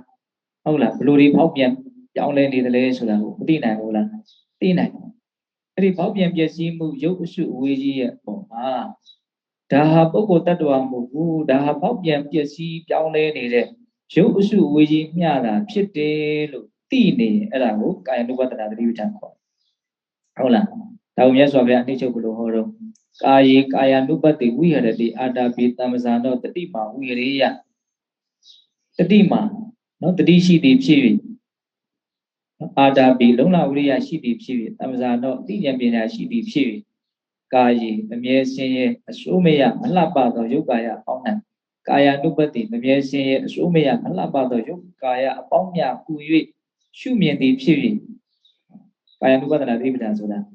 မမြဲစင်းရဲ့အစိုးမရမလှပတယ်ဒါမာစီစောဘုရားကြီးရဲ့စကားလုံးလေးတွေဟုတ်လားမမြဲစင်းရဲ့အစိုးမရမလှပတည်တာဖြစ်သောယုတ်ကာယအစုကိုမမြဲစင်းရဲ့အစိုးမရမလှပသောယုတ်ကာယအစုများဖြစ်နေသည်ဟူ၍စိတ်ထဲကလိုက်ပြီးတော့သိနေမယ်ဆိုလို့ရှိရင်အဲ့ဒါပါတော့ကာယ ानु ပတ္တနာသတိပဋ္ဌာန်အဲ့ဒါဆိုလို့ရှိရင်အဘိဇ္ဇာဒေါမနတံမရှုမှတ်လျင်ဖြစ်နိုင်တယ်မသိလျင်ဖြစ်နိုင်တယ်အဘိဇ္ဇာဆိုတဲ့လောဘဒေါမနတဆိုတဲ့ဒေါသဒီတရားတို့နှစ်ပါးကနေလွတ်ကင်းပြီးတော့နော်ဒီလောကကြီးမှာယုတ်ကာယရဲ့ပုံမှာသတိရှိနေတဲ့ပုဂ္ဂိုလ်ကချမ်းချမ်းသာသာနေနိုင်လိမ့်မယ်လို့အဲ့ဒီလိုသတိပဋ္ဌာန်တုတ်ကြီးမှာအတိအလင်းမြတ်စွာဘုရားဟောတယ်ဟုတ်လားကိုကလူဖြူစင်တန်ရှင်းတဲ့ကောင်းမှုကိုဆောင်ရွက်ခြင်းနဲ့ဆိုရင်သတိပဋ္ဌာန်တရားကိုနားလည်မှုမရှိလို့ဘယ်လိုမှမဖြစ်နိုင်နော်သတိပဋ္ဌာန်တရားကိုနားလည်အောင်ကြိုးစားပြီးတော့သတိပဋ္ဌာန်တရားကိုစွမ်းအားရှိသမျှအားထုတ်မှမြတ်စွာဘုရားချီးမွမ်းတဲ့ကောင်းမှုတက်ဖြစ်တယ်လို့ဆိုတဲ့နော်ဒီကုသိုလ်ကောင်းမှုကြီးကိုမိမိတို့ဟာဆောင်ရွက်ရအောင်ဒါကြောင့်သတိပဋ္ဌာန်တရားအကြောင်းကိုဘုန်းတို့ဘလို့မှမသိလို့မဖြစ်ဘူးဒါကိုနားလည်အောင် နော်နားလေတဲ့နေရာမှာလည်းတကယ့်ကိုကျွမ်းကျွမ်းကျင်ကျင်တဲဝင်ကြဲပြန့်နားလေအောင်အသေးစိတ်ဒီထဲမှာမြတ်စွာဘုရားဟောထားတာတွေကိုတလုံးချင်းစီရဲ့အဓိပ္ပာယ်မှာနားလေအောင်ချစ်ဆက်ပြီးတော့ရည်ရွယ်ချက်ရှိရမယ်ငါအဲ့ဒါကိုသိအောင်လုပ်မယ်ဆိုတဲ့ရည်ရွယ်ချက်ရှိရမယ်နော်ဆိုတာဘာပြောနေတာတော့ကာယ ानु ပဒနာသတိပဋ္ဌာန်ရုပ်ကာယကိုရုပ်ကာယလို့ပဲသိဒီကာယ ानु ပဒနာသတိပဋ္ဌာန်မပါဘူးဘုံဘုံတို့ကသတိပေါ်မှာသတိမထားဘူးဆိုရင်ရုပ်ကာယကိုရုပ်ကာယလို့သိနေတာမဟုတ်ဘူးရုပ်ကာယကိုဘယ်လိုသိနေတာတော့ရုပ်ကာယကိုပုဂ္ဂိုလ်တ attva လို့သိနေတာငါလို့သိနေတာသူလို့သိနေတာယောက်ျားလေးလို့သိနေတာမိန်းကလေးလို့သိနေတာအရွယ်ရှိတဲ့လူလို့သိနေတာအိုမင်းတဲ့လူလို့သိနေတာငါချစ်တဲ့လူလို့သိနေတာငါမုန်းတဲ့လူလို့သိနေတာအဲ့ဒါရုပ်ကာယကြီးကိုရုပ်ကာယကြီးလို့သိတာလားအဲ့ဒါမဟုတ်ဘူးရုပ်ကာယကြီးကိုသူသိကျင်တယ်လို့သိနေတာနော်အဲ့လိုသူသိကျင်တယ်လို့သိနေတဲ့အလွယ်မှားတွေရုပ်ကာယဟာရုပ်ကာယပဲလို့သိနေတဲ့အတိအဖယ်ရှားပြလိုက်တယ်နော်အဲ့ဒီမှာမဖြစ်တော့စိတ်ကနော်တက္ကာဒိဋ္ဌိနော်အညစ်အကြေးအလွန်တရာမှနေပါအောင်အထုရရောက်သွားတယ်လို့ဆိုနိုင်ဘူးလားဆိုနိုင်တယ်အဲ့ဒီအချိန်မှာနော်အဘိဇာဒေါမနတဝိနည်းဒါကိုမသိရင်ဖြစ်နိုင်တဲ့အဘိဇာနဲ့ဒေါမနတဒီသတိပဋ္ဌာန်သုံးပါတော့မြတ်စွာဘုရားအဘိဇာနဲ့ဒေါမနတဆိုတဲ့စကားလုံးနဲ့သုံးတယ်အမှန်ကတော့သူကအဘိဇာဆိုတာလောဘကိုပြောတာဒေါမနတဆိုတာဒေါသကိုပြောတာကြိုက်ဆွဲမကြိုက်ဆွဲချစ်ဆွဲမုန်းဆွဲပေါ့နော်ကြိုက်တယ်မကြိုက်ဘူးဆိုတဲ့အစွန်းနှစ်ဖက်ကိုဒီစိတ်ဟာမရောက်ဘူးဒါကြောင့်ဒီစိတ်ကလေးကအလုံးမဖြူရှင်တန်ရှင်းအလုံးမလည်းပဲကောင်းမွန်တယ်မြင့်မြတ်ဒါကြောင့်မြတ်စွာဘုရားကောင်းမှုလို့ပြောခြင်းသတိပဋ္ဌာန်တရား၄ပါးကိုကောင်းမှုလို့ပြောလိုက်လို့ပြောတာဟုတ်လားဒါကြောင့်ကိုယ်ယုတ်ကာယကြီးကိုဒါဟာယုတ်ကာယကြီးပဲလို့ဘုန်းဘုန်းတို့နော်သိနေဖို့လိုတယ်ပေါ့ယုတ်ကာယရဲ့ပုံမှာအမှန်ကအာယုံစိုက်နေဖို့လိုတယ်အဲ့ဒါအာယုံစိုက်တတ်ဖို့မြတ်စွာဘုရားကနော်14ပိုင်းတောင်အိုင်ချပြီးတော့ကာယ ानु ပဒနာသတိပဋ္ဌာန်ကိုလိမ္မာကျွမ်းကျင်အောင်သင်ပေးတယ်လေပထမဆုံးဘယ်နေ့စသင်တော့အာနာပါနာစသင်ဒီယုတ်ကာယယုတ်အစုဝေဒီကိုကောင်ကြီးမှာအလွန်ထင်ရှားတဲ့အဖြောင်းလေးကြီးပေါ့တမင်လို့ယူစရာမလိုတဲ့ထင်ရှားတဲ့အာယုံလို့လဲဆိုနိုင်တယ်ပေါ့နော်ခန္ဓာကိုယ်ကြီးကသူ့ကိုယ်သူရှင်သန်ဖို့အတွက်မသေးဖို့အတွက်မပျက်စီးဖို့အတွက်ဒလဇက်စက္ကန့်မလက်မိနစ်မလက်လောက်ကင်ဆောင်ရွက်နေတဲ့အလုပ်ကြီးတစ်ခုဘာလုပ်တော့ဝင်လေထွက်လေဝင်အောင်ထွက်အောင်လုပ်နေကိုကလုပ်တာမဟုတ်ဘူးငါကလုပ်တာမဟုတ်ဘူးသူကလုပ်တာမဟုတ်ဘူးဒီယုတ်ကာယအစုကြီးရပဲသူ့အတူအကြောင်းကျိုးဆက်ပြီးတော့လုပ်နေတာဟုတ်လားတဲ့ပြောရရင်အဆုပ်တို့ဒါလေချောင်းတို့နှာခေါင်းပေါက်တို့ဒါတွေအကုန်လုံးပေါင်းပြီးတော့ပါတော့လုပ်နေကြဒီဝင်လေထွက်လေကိုမဝင်အောင်မထွက်အောင်ဘုံတော့အောင့်ထားလို့တော့ရသလားမရဘူးအိပ်ပျော်နေတဲ့အချိန်လည်းသူပုံမှန်ဝင်ထွက်နေတာပဲအလွန်မှလည်းထင်ရှားတယ်ပုံမှန်လည်းသူကဖြစ်နေတယ်သူ့ကိုစိုက်ကြည့်လို့ရှိရင်ကြောင်းလဲနေတယ်ဆိုတဲ့အမှန်တရားကိုသိဖို့လည်းအလွန်တရာမှလွယ်ကူတယ်ဒါကြောင့်မြတ်စွာဘုရားသူ့ကိုခေါင်းပေါက်ပြီးတော့ထိတ်ဆုံးကနေပြီးတော့ဟောတာ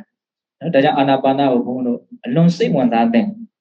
နော်မြတ်စွာဘုရားကယောက်ျားမြတ်တို့မှသာနဲ့လုံနိုင်တဲ့အလုပ်ဒီလိုချီးမွမ်းပြီးတော့ဟောတယ်ဟုတ်လားဒီအာနာပါနရဲ့အကျိုးတိတံဟောတာရှိတယ်ကာယ ानु ပဒနာသတိပဋ္ဌာန်တရားနဲ့နော်ဖယ်ခွာပြီးတော့သူ့ရည်တိတံဟောတဲ့ဒေသနာတွေလည်းရှိနော်အာနာပါနဝင်လေထွက်လေလေးကိုအာယုံဆိုင်နေတယ်ဆိုတော့ဘာတော့ဝင်မထွက်မှန်းသိနေတာကိုပြောတာနော်ဝင်မထွက်မှန်းပဲသိနေတယ်တခြားကိုစိတ်ရောက်နေတာမဟုတ်ဘူးဒါတည်းရှင်းအောင်တော့ဘုံမပြောတတ်ဘူးနော်ဝင်လေထွက်လေလေးကိုဘာတော့ဝင်မထွက်မှန်းသိနေအစအလည်းအဆုံးသိနေတယ်စဝင်လာတယ်ဝင်နေတယ်ပြီးကနေလေးအဲ့ဒါလည်းသိနေလိုက်စလည်းအဆုံးဆိုတာအကြမ်းမြင်အဲ့လိုလေးနားလေရထွက်လေထွက်တော့မယ်ဆိုရင်လည်းစထွက်သွားတယ်ထွက်နေတယ်ပြီးတော့ထွက်တာလေးအဆုံးတတ်သွားတယ်ဟုတ်လားအဲ့လိုဆိုရင်ဂျားထဲမှာစိတ်ကပြင်ဘက်ကိုထွက်ဖို့အတွက်အခြေအနေအလွန်နည်းသွားတယ်ပေါ့နော်အဲ့ဒါကိုဘုံဘုံတော့မလုပ်ဖို့လို့လေ့ကျင့်ဖို့လုပ်တယ်အဲ့လိုဝင်လေထွက်လေလေးကိုအစအလည်းအဆုံးသိနေအောင်တခြားကိုစိတ်မရောက်ဘဲနဲ့ဒီမှာပဲစိတ်ကိုပေါ်နဲ့ကတ်ထားတယ်လို့ပြောနော်ဒီအာယုံပေါ်မှာပဲစိတ်ကိုထားပြီးတော့နေတာကိုအာနာပါနကမ္မဋ္ဌာန်းစီးပြန်တယ်လို့ခေါ်အဲ့ဒါမျိုးဆိုပါဗျာအဲ့ဒီအာနာပါနအလုပ်ကိုလုပ်လို့ရှိရင်တဲ့ဒီအတွေးစိုးတွေဟာအလွန်မှငြိမ်သက်တော့ဘုန်းတို့စိတ်တွေဆင်းရဲတယ်ဆိုတာအတွေးတွေကြောင့်ဆင်းရဲတာတဲ့ပြောရရင်ဆင်းရဲတရားကိုတွေးနေလို့ဆင်းရဲတာပဲဆင်းရဲတရားတွေးတယ်ဆိုတာဘယ်လိုဟာတော့လူချင်းမှုနဲ့တွေးတာမကျေနပ်မှုနဲ့တွေးတာနှိမ့်ဆက်ညှဉ်းပန်းလို့တဲ့စိတ်တွေနဲ့တွေးတာအဲ့ဒါကိုခေါ်တော့အတွေးစိုးတွေလို့ခေါ်တာဟုတ်လားအဲ့ဒီအတွေးစိုးတွေကစိတ်ကိုပင်ပန်းအောင်ဆင်းရဲအောင်သူကဘာလုပ်နေတော့နှိမ့်ဆက်နေတယ်အနှောင့်အယှက်ပေးနေတယ်ဟုတ်လားအဲ့ဒါကိုဘုံဘုံတော့အာနာပါနကမ္မဋ္ဌာန်းစီးပြန်ပြီးတော့နေရင်အဲ့ဒီအတွေးတွေကိုလွယ်လက်တကူ ဖေရှားပြစ်နိုင်လိမ့်မယ်လို့မြတ်စွာဘုရားဟောပို့ပြီးတော့အားရတဲ့အကောင်းတာကခန္ဓာကိုယ်ရောစိတ်ရောငြိမ်းအေးလိမ့်အာနာပါနကမ္မထာကိုစီးပြရင်ခန္ဓာကိုယ်ရောစိတ်ရောငြိမ်းအေးသွားလိမ့်နောက်ဆုံးအတိညာအစဉ်စဉ်မြင့်ပြီးတော့မဉ္ဇဉ်ပူညာကိုရလိမ့်မယ်အိမ်မှာချမ်းသာကိုမျက်မှောက်ပြုရလိမ့်မယ်ဘယ်လိုဟောဒါဘုန်းဘုန်းတို့မှာနီလန်းကတော့ပိုင်ပိုင်နိုင်နိုင်ရထားတယ်ဟုတ်လားဒါပါတော့ကောင်းမှုတက်တက်လို့မြတ်စွာဘုရားဟောပြတဲ့သတိပဋ္ဌာန်တရား၄ပါးတွေကမှကာယ ानु ပဒနာသတိပဋ္ဌာန်ကာယ ानु ပဒနာသတိပဋ္ဌာန်14မျိုးတွေကမှအာနာပါနသတိဟုတ်လားဒါအခြေခံကြလို့ဒါလေးကိုတော့နည်းနည်းလေးဘုံဘုံကဦးစားပေးပြီးတော့ပြောပါနော်ကာယ ानु ပဒနာသတိပဋ္ဌာန်ထဲမှာအာနာပါနသတိပြီးတော့မြတ်စွာဘုရားမှာဟောတော့ဣရိယာပဋ္ဌဟုတ်လားဘုံတော်ဘုရားရှင်သန်နေတယ်ဆိုတာအမူအရာတွေပုံသဏ္ဍာန်တွေပုံစံမျိုးစုံနဲ့ရှင်သန်တာပုံစံအကျဉ်းမြင့်ဘယ်နှမျိုးရှိတော့၄မျိုးအဲ့ဒါကိုဣရိယာပုကြီး၄ပါးသွားရင်သွားမယ်သို့မဟုတ်ရက်ချင်းရက်မယ်သို့မဟုတ်ထိုင်ရင်ထိုင်မယ်သို့မဟုတ်တရားဆက်နေခြင်းတရားဆက်နေလိမ့်မယ်ဒီနည်းနဲ့ဘုံဘုံတို့ရှင်သန်နေရဟုတ်လားအဲ့ဒါမြတ်စွာဘုရားသွားရင်လည်းသွားနေတယ်လို့သိလိုက်ပါရက်နေရင်လည်းရက်နေတယ်လို့သိလိုက်ပါထိုင်နေရင်လည်းထိုင်နေတယ်လို့သိလိုက်ပါတရားဆက်နေရင်လည်းတရားဆက်နေတယ်လို့သိလိုက်ပါဒီထင်ရှားတဲ့ပုံစံကြီး၄မျိုးရဲ့အပေါ်မှာအတိရှိတဲ့နေတတိကတ်တဲ့နေနဲ့ထပ်ပြီးတော့သင်ပေးတယ်အဲ့ဒီမှာတော့မြတ်စွာဘုရားဘယ်လိုလေးဟောတော့ဆိုတော့ကိုဘလို့ပုံစံလေးနဲ့နေနေတယ်အဲ့ဒီနေတဲ့ပုံစံလေးကိုသိနေလို့ဟောဆိုကြပါစို့ထင်ရှားပြောဘုန်းတို့ခုလက်ကလေးထိုင်ပေါ်မှာထိုင်နေတယ်ဆိုကြပါစို့ခြေတော်လေးချပြီးတော့ထိုင်နေတယ်ဟုတ်လားကျုံထိုင်နေတာလည်းမဟုတ်တင်မလေးခွေးထိုင်နေတာလည်းမဟုတ်နော်ဥပုံစံလေးကရောင်းဆက်နေတာလည်းမဟုတ်နော်ပြီးပြီးတော့တက်တာအောင်လေးပဲထိုင်နေအိတ်နေတာလောက်ကြီးတော့လေရှော့ချတာလည်းမဟုတ်ဟုတ်လားဘလို့ပုံစံပဲဖြစ်ဖြစ်အဲ့ဒီလိုလေးဖြစ်နေတဲ့အနေအထားလေးကိုသိနေဖို့ပဲကိုယ်ခန္ဓာကိုယ်ကဘလို့ပုံစံလေးဖြစ်နေတယ်လဲဆိုတာလေးကိုသိနေဖို့ပဲတက်တောင့်တက်တာလေးပဲဟုတ်လားအဲ့ဒါပါခေါ်တော့ဣရိယာပဋ္ဌာန်နော်ဣရိယာပုတ်တွေကိုသတိထားတာပေါ့ဟုတ်တယ်လွယ်တယ်လို့မထင်နဲ့နော်ဟုတ်လားဘုန်းတော်သွားနေတယ်သွားနေတဲ့နေရာမှာစိတ်မရှိဘူးထိုင်နေတယ်ထိုင်နေတဲ့နေရာမှာထိုင်နေတဲ့အနေအထားမှာစိတ်မရှိဘူးတွေးနေတာ哦ပြောရရင်သတိပဋ္ဌာန်တရားတွေဆိုတာကအတွေးတွေကိုဘယ်ပုံစံနဲ့နော်ထိမ့်ချုပ်မလဲနော်အတွေးတွေကိုကောင်းမြတ်တဲ့အရာဘလို့အရာနဲ့အစားထိုးမလဲအဲ့ဒါကိုမြတ်စွာဘုရားရိုးရှင်းသင်ပေးတယ်လို့မဆိုနိုင်ဘူးလားဒီခန္ဓာကိုယ်ပေါ်မှာပဲစိတ်ထားတဲ့နည်းနဲ့ဘလို့လားတဲ့အတွေးတွေကိုဖေရှားဖို့ကြိုးစားတာအတွေးတွေနေရာမှာအတိတွေရောက်လာအောင်ကြိုးစားတာအဲ့ဒီအတိတွေကနေပေါ်တစ်ဆင့်ကိုယ့်ရဲ့စိတ်ကိုမြင့်တင်သွားမှာဟုတ်လားဣရိယာပဋ္ဌာပြီးတော့မြတ်စွာဘုရားဗာသင်ပေးတော့တမ္ပစင်ညဟုတ်လားတမ္ပစင်ညဆိုတာနော်ဘာလေးပဲလှုပ်ဘာလေးပဲပြောအဲ့ဒါရဲ့အပေါ်မှာသတိရှိအသေးစိတ်ကလေးတွေပေါ့အဲ့ဒီမှာတော့မြတ်စွာဘုရားဘယ်လိုသင်ပေးတော့ရှေ့တဲ့နောက်ဆုတ်တဲ့ကြည့်တဲ့တစောင်းကြည့်တယ်ငုံတယ်မော့တယ်ကိုွေးတယ်ဆန့်ပြောဆိုတယ်တိတ်နေတယ်စားတယ်တောက်တယ်ကြီးချင်းငယ်စွန့်တယ်အဝတ်စားတွေကိုဝတ်တယ်အိတ်တယ်နိုးတယ်ဘာမှမကြံဘူးတဘောမှာဘလို့ပုံစံလေးနဲ့ရှင်းနေတော့သူကဣရိယာပုတ်တယ်ပို့ပြီးတော့မလုပ်တော့သိစိတ်သွားတယ်နော်အဲ့ဒါကိုမြတ်စွာဘုရားဘာလေးပဲပြုဘာလေးပဲလှုပ်အဲ့ဒါရဲ့အပေါ်မှာတတိတမ္ပစင်ရှိရမယ်ဒါရဲ့အပေါ်မှာအတိရှိရသူကြတော့နည်းနည်းပို့ပြီးတော့ကျေပြတ်တယ်တခုကိုလှုပ်တော့မယ်ကြည့်တော့မယ်ဆိုရင်ဒါအကျိုးရှိလားမရှိလားဝိပန်စီတတာတွေပါလာတယ်ပေါ့နော်သို့တော့တကယ်တတိပဋ္ဌာန်လက်တွေ့လုပ်ငန်းစဉ်နဲ့လုပ်ပြီးဆိုရင်တော့ဘလို့အနေထားပဲဖြစ်နေအဲ့ဒီအနေထားလေးကိုလိုက်သိပြီးဖို့ပဲသူကသဘောပေါက်ရလားဒါပါလို့တာတော့နော်ကုသိုလ်လို့ကောင်းကောင်းမွန်မွန်ပြောကျင်တယ်ဆိုရင်သတိပဋ္ဌာန်တရား၄ပါးကိုပြောလိုက်ပါလို့မြတ်စွာဘုရားအလွန်ချီးမွမ်းပြီးတော့ဟောခဲ့တဲ့ကုသိုလ်ကောင်းမှုကြီးကိုယ်တန်တန်မှာဆင်ဆက်မပြတ်ဖြစ်ဖို့လောက်ကင်ဆောင်ရွက်နည်းဒါမသိလို့မရဘူးဒါတွေကိုပြောနေတာဟုတ်လားအာနာပါနပြီးတော့ပါတော့ဣရိယာပဋ္ဌာပြီးတော့တမ္ပစင်ညပြီးတော့ပါလာတော့ပฏิကူလမနတိကာရဒီရုပ်အစုဝေးကြီးဟာအနတ်မကောင်းသောမတန့်ရှင်းသောမစင်ကြယ်သောအရာတို့ရဲ့အစုဝေးများတာဖြစ်တယ်လို့အတိအမှတ်ပြုပြီးတော့နေတာဟုတ်လားကျွန်းရှားဆက်စုပ်ွယ်တို့ရဲ့အစုဝေးလို့သိပြီးတော့နေတာကိုယ်ခန္ဓာပဲဖြစ်ဖြစ်သူကခန္ဓာကိုယ်ပဲဖြစ်ဖြစ်နော်အနတ်မကောင်းဘူးနော်တန့်ရှင်းစင်ကြယ်တဲ့သဘောမရှိဘူးဘယ်နာလေးကိုပဲကြည့်လိုက်နော်အကုန်လုံးပေါင်းချုပ်ပြီးတော့လှုပ်ထားလို့သားတယ်မျက်စိလဲထွက်သွားတယ်နော်စိတ်ကမျက်စိလဲပြီးတော့ဘလိုလေးဘဝလေးလို့ထင်သွားတာ တကယ်သူ့ကိုခွဲခြားစိတ်ဖြာဝေဖန်ကြည့်မယ်ဆိုလို့ရှိရင်ဒါမတန်ရှင်းသောမစင်ကြယ်သောသဘာဝတရားတွေရဲ့အစုဆိုတာအလုံးမထင်ရှားဘူးလားအဲ့ဒါကိုမြတ်စွာဘုရားသုံးနဲ့နှစ်ပိုင်းပိုင်းပြီးတော့သင်ပေးတယ်အဲ့ဒါကိုနားလည်ဖို့နော်စံပင်ဝိညာဉ်စံပင်လေးကြီးကွက်ပြီးတော့တပင်လေးကြည့်ကြည့်လိုက်နော်အောက်ကျွတ်ကြနေတဲ့စံပင်ကိုကြည့်ကြည့်လိုက်စိတ်ထဲမှာမထိခြင်းဘူးလက်နဲ့မထိခြင်းဘူးကောင်းမွန်လာနေနေတာဟုတ်လားအောက်ကျွတ်ကြသွားရင်လက်နဲ့သိမထိခြင်းဘူးဟုတ်လားစံပင်ဝိညာဉ်ခြေလေးလက်သေးသွားအရေးအသာအကျော်ရိုးရိုးတွင်ခြင်းသည်အညွတ်နှလုံးအသေးအမြင့်အဖြစ်ဆုပ်ဥမဥသိစာတိစာအောင်နောက်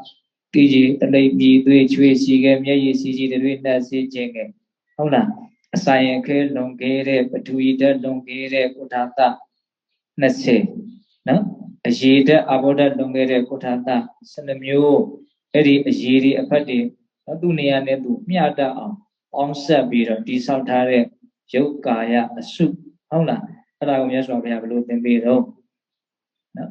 အိတ်ကြီးတစ်လုံးထဲမှာစံဒီသဘာတွေပြောင်းနေနှမ်းနေပေးတွေအစုံထည့်ထားတယ်ထည့်ပြီးတော့အဲ့ဒီအိတ်ကြီးကိုအဝနဲ့စုစည်းထားတယ်ဒါကိုမျက်စိအမြင်ရှိတဲ့လူတယောက်ကအဲ့ဒီအိတ်ရဲ့အဝကိုခြေထားတဲ့ကျိုးကိုဖြီးပြီးတော့တဲ့လက်နှိုက်ပြီးတော့ကြည့်တယ်ဒါကတော့စံမဲဒါကတော့သဘာပဲဒါကတော့ပြောင်းမဲဒါကတော့နှမ်းမဲလို့ကြည့်တယ်အဲ့ဒီလိုမကြည့်ခင်တော့ဝေးရကြည့်တော့အိတ်ကြီးတစ်လုံးဘာပဲထည့်ထားတယ်လို့ညာတွေပဲထည့်ထားတယ်လို့အထင်မှားနေတယ်မှန်မှန်ကန်ကန်မမြင်ရအိတ်ဖြေကြည့်လိုက်တော့မှဩဒါဆံကိုဒါသဘာကိုပြောင်းကိုနှမ်းကိုသိရအဲ့ဒီဥမာပေးတယ်မြတ်စွာဘုရားကန္နာကိုဆိုတာအထဲထဲကမတန်ရှင်းသောမစင်ကြယ်သောအရာလေးပြည်နေအောင်ထည့်ထားတယ်အိတ်ကြီးတစ်လုံးအဘောကအိတ်ဆိုတာအရေပါးလေးနဲ့အုပ်ထားတဲ့သဘောအဲ့ဒါကထပ်ပြီးတော့အယောင်သွေးစုံတဲ့အဝတ်စားတွေနဲ့ထပ်ပြီးတော့ပုံတာထုတ်တာအဲ့တော့အတွင်းမှာရှိတဲ့အရာတွေဘုံတော့မှန်မှန်ကန်ကန်မမြင်ရတော့ဘူးဒါကြောင့်မြတ်စွာဘုရားအဋ္ဌိနာဟာရုတယုတ်တော်ဒဇမန္တဝလိပစဝိယာကာယောပဋိစ္စံတော်ယထာဘုဒ္ဓနာတိပတိဟုတ်လားအယိုးကိုအမာကနေရာမှာထားပြီးတော့စိုက်ဆောက်တီးဆောက်ထားတဲ့နော်ဒဇမန္တဝလိပနောနော်အကျိုးတွေနဲ့ဖွက်ရှက်ထားတဲ့အသားအသွေးနဲ့လိမ့်ကြံထားတဲ့အဋ္ဌိနာဟာရုတယုတ်တော်အယိုးအကျိုးနဲ့တီးဆောက်ထားတယ်ဒဇမန္တဝလိပနောအသားအသွေးဖြင့်လိမ့်ကြံထားတဲ့စဝိယာကာယောပဋိစ္စံတော်အရေလူရေပါနဲ့အုပ်ပြီးတော့တီးဆောက်ထားတဲ့ခန္ဓာအိမ်အဲရေပါလေးနဲ့လည်းအုပ်လိုက်အောင်အယောင်သွေးကအမျိုးမျိုးဖြစ်သွားတယ်အဝါရောင်လေးလားအဖြူလေးလားအညိုလေးလားအမျိုးမျိုးပေါ့နော်အဲ့ဒီမှာဘလို့ဖြစ်ကုန်လို့ယထာဝုတ္တနာဒိဋ္ဌတိဟုတ်ဒီတိုင်းမှန်သည့်အတိုင်းအတွင်းကအရာတွေကိုမမြင်ရတော့ဘူးတဲ့ဟုတ်လားဒါပါလေမြင့်မြတ်သောနေဒီတနည်းအားဖြင့်ကောင်းမှုကိုဆောင်းနေတာဆောင်းတာမှအကောင်းဆုံးကောင်းမှုကိုဆောင်းနေတာဟုတ်လားကိုယ်ခန္ဓာကိုအာယုံဆိုင်ပြီးတော့ဒီမတန်ရှင်းမစင်ကြယ်တဲ့အရာတွေအဆူဝေးပုဂ္ဂိုလ်တ attva လည်းမပါငါလည်းမပါသူလည်းမရှိဘယ်သူခန္ဓာကိုယ်ဖြစ်ဒီတိုင်းပဲအဲ့လိုသာအမြင်ရှင်းပဲဆိုရင်သူများကိုထင်သေးတာကိုယ်ကိုထင်ကြီးတာအမြင်လျှော့ချရမလို့အလိုလိုပဲဖြစ်သွားမှာလို့ရှုံးနေသွားမယ်အကုန်လုံးအတူတူကြီးပဲဘာတွေတူးနေတာတော့ဘာမှအသုံးမကျတဲ့တန်ဖိုးမရှိတဲ့အရာတွေရဲ့အဆူဝေးကြီးတူးနေတာတကယ်ကသူ့ထက်လည်းကိုဘာမှမတားဘူးလို့ကိုယ်ထက်လည်းသူလည်းဘာမှမတားဘူးဇူးမှထင်ကြီးသေးရမရှိသလိုကိုလည်းထင်ကြီးသေးရမရှိဘူးအလုံးမညီမျှတဲ့စိတ်ထားနဲ့နေနိုင်တယ်လို့ဆိုနိုင်ဘူးလားအဲ့ဒါကြောင့်မြတ်စွာဘုရားကောင်းမှုလို့ပြောရင်သတိပဋ္ဌာန်တရား၄ပါးကိုပြောလိုက်လို့ပြောတာဟုတ်လားကိုယ့်ရဲ့စိတ်ဘလောက်မြင့်မြတ်သွားလဲဘလောက်တန့်ရှင်းသွားလဲဘလောက်စင်ကြယ်သွားလဲဘလောက်ကောင်းမှုကြီးဖြစ်သွားတယ်ဆိုတာကိုယ်တိုင်ခံစားလို့ရလူတန်းနေတဲ့အချိန်မှာဖြစ်တဲ့ကောင်းမှုမျိုးတွေအများကြီးတာတယ်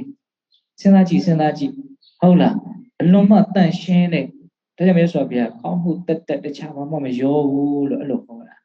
ဟုတ်လားဒါကြောင့်ကောင်းမှုဆောင်လို့ပြောလိုက်တိုင်းဒီဒေသနာကိုဘုန်းဘုန်းတို့ကမှတ်မိစေခြင်းတယ်ပေါ့နော်အာနာပါနာဣရိယာပဋ္ဌသမဇင်ညခုပတိကူလမနတိကာရဟုတ်လားပြီးတော့ပါဟောတော့ဓာတုမနတိကာရတက်ကြီးလေးပါးရဲ့အစုအဝေးဒါကနဲ့နေတယ်နည်းနည်းနားထောင်ကြည့်ဟုတ်လားဓာတုဆိုတာအတ္တနောတဘာဝံဓာရီတီဓာတုဟိုသဘောကိုဆောင်းနေတာဘယ်သူမှသူ့ထဲကိုဝင်စွတ်ဖတ်လို့မရဘူးသူ့လမ်းစဉ်သူသွားနေတာဟုတ်လားအဲ့ဒါကိုဓာတုကိုခေါ်ဓာတ်ပေါ့နော်အဲ့ဒီဓာတ်ကရုပ်ဓာတ်ကြီးကအမာခံဓာတ်ကြီး၄မျိုးအမာခံဓာတ်ကြီး၄မျိုးပထဝီအာဘောတေဇောဝါယောဟုတ်လားအဲ့ဒါကိုဘုန်းဘုန်းတို့သဘောလေးပဲလို့နားလည်ဖို့လိုတယ်နော်မာတယ်ပြော့တယ်နှုတယ်ကြမ်းတယ်ဆိုတာကပထဝီပဲကိုယ်ခန္ဓာကိုစမ်းကြည့်လိုက်မာသလားပြောသလားနှုသလားကြမ်းသလား တမျိုးမျိုးဆိုရင်အဲ့ဒါဘာကိုတွေ့တယ်လို့ခေါ်မှာတော့အထွေကိုတွေ့တယ်လို့ခေါ်ရဟုတ်လားပူတယ်အေးတယ်ပူတာနဲ့အေးတာကြားထဲမှာအမျိုးမျိုးရှိတယ်အပူကလည်းဘယ်လောက်ပူတာတော့အေးရလည်းဘယ်လောက်အေးတာတော့အပူအေးဆိုတာကလည်းဆက်ဆက်အပူရော့သွားတာကိုပဲအေးတယ်ပြောနေတာဟုတ်လားအခုဘုံဘုံတို့လေးတိုက်လို့အေးနေတယ်မလေးအေးလိုက်တာဒါထက်အပူရော့သွားမယ်ဆိုရင်ဒီဟာကိုအေးတယ်လို့ပြောတာကိုနှွေးတယ်လို့ပြောရမှာသူ့တဲ့အေးတာနဲ့ရှင်လိုက်ရင်ဒါအနှွေးဖြစ်သွားမှာသဘောပေါက်ရင်လားသူ့တယောက်တည်းသူ့တစ်ခုတည်းတုန်းကတော့ဘယ်လိုပြောတာအေးတယ်လို့ပြောနေတာအခုတုံညဒီလောက်မြတ်ဒီနာရောက်လာမှဆိုဘယ်လိုလဲဟာစောစောကနှွေးလိုက်တာကွာလို့ပြောမှာဟုတ်လားဒါပါတော့တေဇောဓာတ်တဘာဝဟုတ်လားအဲ့ဒါလိုပဲဘုံဘုံတို့တုံကန်နဲ့လှုပ်ရှားတယ်နော်အာသဘောမျိုးဒါလေဓာတ်နော်ပြီးရင်ပါတော့ဖွဲ့ရှိတယ်ယူရှိတယ်ဆိုရင်ပေါင်းစုထားတယ်ပေါင်းစုခြင်းတဘာဝဒါပါတော့ရေဓာတ်ဟုတ်လားအဲ့ဒီဓာတ်ကြီးလေးပါအမာခံနဲ့တိဆောက်ထားဒီခန္ဓာအိမ်ကြီးဘုဂ္ဂိုလ်တ attva မဟုတ်ဘူးဒီဓာတ်ကြီးလေးပါရဲ့အစုအဝေးမြေတဲ့ဘုံတို့ကြည့်လိုက်တိုင်းဒီဓာတ်တဘာဝလေးမျိုးတစ်မျိုးမျိုးကိုဘုံတို့ထင်ရှားရှားတွေ့ရလိမ့်မယ်တစ်ချိန်မှာဒီဓာတ်ကြီးလေးပါမညီမမျှဖြစ်ပြီးတော့ဘုံတို့ရုပ်အစုကြီးဟာပျက်စီးရလိမ့်မယ်ရုပ်အစုကြီးပျက်စီးကနေမှကြီးကျယ်တဲ့ဒုက္ခဝေဒနာတွေကိုလည်းဖြစ်စေလိမ့်မယ်နော်ရုပ်ဓာတ်နဲ့ဝေဒနာဓာတ်နဲ့ဆက်ဆက်နေတယ်ဆိုတာကိုမြင်သိရမယ်နော်အဲ့တော့ရုပ်ဓာတ်ကလည်းဒီဓာတ်ကြီးလေးပါဒီဓာတ်ကြီးလေးပါပျက်စီးတော့မယ်ဆိုမပျက်စီးသေးခင်မှာသူဘာလုပ်မလို့ဖောက်ပြန်တယ်ဖောက်ပြန်တယ်ဆိုတာကဟိုလူပြောတာမဟုတ်ဖောက်ပြန်တယ်ဆိုတာအတိုးအယော့သဘောတွေကိုပြောတာနော်ဆုပ်ယုပ်သွားတာတိုးတက်လာတာသူ့အတူညီမျှမှကောင်းတယ်ဘယ်ဟာမှတိုးရင်လည်းမကောင်းဘူးယော့ရင်လည်းမကောင်းဘူးသဘောပေါက်လားအခုလေတွေဝုန်းနဲ့တိုက်နေတယ်မကောင်းဘူးနေရခက်တယ်နော်လေမရှိတော့ဘူးဆိုရင်ဘယ်လိုလုပ်သိမှာဟုတ်လားအဲ့ဒီကြမှာပိုးဆိုးမှာနော်အဲ့တော့မရှိရင်လည်းယော့ရုပ်လျော့ရင်လည်းမကောင်းဘူးတိုးရင်လည်းလွန်းနေရင်ဘယ်ဟာမှမကောင်းဘူးလို့ပြောတာဓာတ်ကြီးလေးပါညီမျှနေမှာဟုတ်လားအဲ့တော့မြတ်စွာဘုရားဘယ်လိုဥမာပေးတော့မွေကြီးလေးကောင်လို့ဥမာပေးရနော်ဓာတ်ကြီးလေးပါကိုမွေကြီးလေးကောင်အလွန်စိတ်ပြင်းတယ်နည်းနည်းရော့သွားတာနဲ့နည်းနည်းတိုးလာတာနဲ့လိမ့်နေအောင်ခါလိုက်ဘိုက်ထဲမှာစာမကြီးလို့လေတွေကထိုးပြီးဆိုလို့ပြောတယ်ဘလို့မှကိုနေလို့မရတော့ဘူးတခါလေလူလိမ့်နေရဒါပါလေဓာတ်တွေဟောက်ပြန်တာပေါ့နော်ပထဝီဓာတ်တွေတခါလေလွန်ခဲ့ဆိုနောက်ကျောတွေတက်တယ်လုတ်ပေါင်းနှိပ်ကြည့်တာတကယ်ကိုမားထောင်နေတဲ့ပုတ်ကြီးဟုတ်လားအကုန်လုံးခေါင်းတွေကြိုက်ဘာမှနေလို့ကိုမရတော့ဘူးပေါ့နော်ဒါတစ်မျိုးပူးလောင်နေပြီဆိုတော့လည်းပဲရေခဲတွေဥပ္ပောင်းဘာလို့ညောင်းနေဒုက္ခတွေရောက်ကြရတာပေါ့ဟုတ်လားအဲ့ဒါမြတ်စွာဘုရားဒီညီမျှနေချမ်းသာမှုကိုဖြစ်စေတယ်တနည်းအားဖြင့်ဆင်းရဲနေတယ်ပေါ့မညီမျှဘူးဆိုတာနဲ့ဒုက္ခတွေအကြီးအကျယ်ဖြစ်တော့တာဒါပါတော့တက်ကြီးလေးပါးရဲ့အစွမ်းဟုတ်လားအဲ့ဒါဘဝဆိုတာအဲ့ဒီတက်ကြီးလေးပါးရဲ့အစုအဝေးအဲ့ဒါကိုနားလည်အောင်ကြည့်တဲ့အဲ့ဒါကိုမြတ်စွာဘုရားဥပမာလို့ပေးတော့ပရိဝဒနာတုတ်ထဲမှာနွားတဲ့ကောင်ကိုနွားသက်သမားကကျွမ်းကျင်ခြင်းလိမ္မာတတ်အဲ့တော့အရေးစုပ်အရေးတခြားသားတခြားအယိုးတခြားကလေးသားတခြားကြောင်းပြီဆိုတော့အကုန်လုံးရောမရောဘူးလေသေရလည်းသေနေရသွားပေါ့အယိုးကလည်းအယိုးနေရသွားဟုတ်လားအသားကလည်းအသားဘုံနေရသွားကလေးသားနေရသွားဥတွေကဥတွေနေရသွားဟုတ်လားအဲ့ဒါအသားဝယ်သွားတဲ့လူဈေးထဲရှောက်ကြည့်အမေရိုးပြုတ်လေးတောက်ချင်တယ်ဆိုတော့အယိုးရှာမှာပေါ့ဟုတ်လားအသားဘုံကြီးတွေ့လဲအသားဝယ်မယ်သူကြိုက်တာရှာမယ်ပေါ့အဲ့လိုသူအသားတွေတွေ့ပြီကလေးသားတွေတွေ့ပြီအယိုးတွေတွေ့ပြီအဲ့ဒီလူစိတ်ထဲမှာ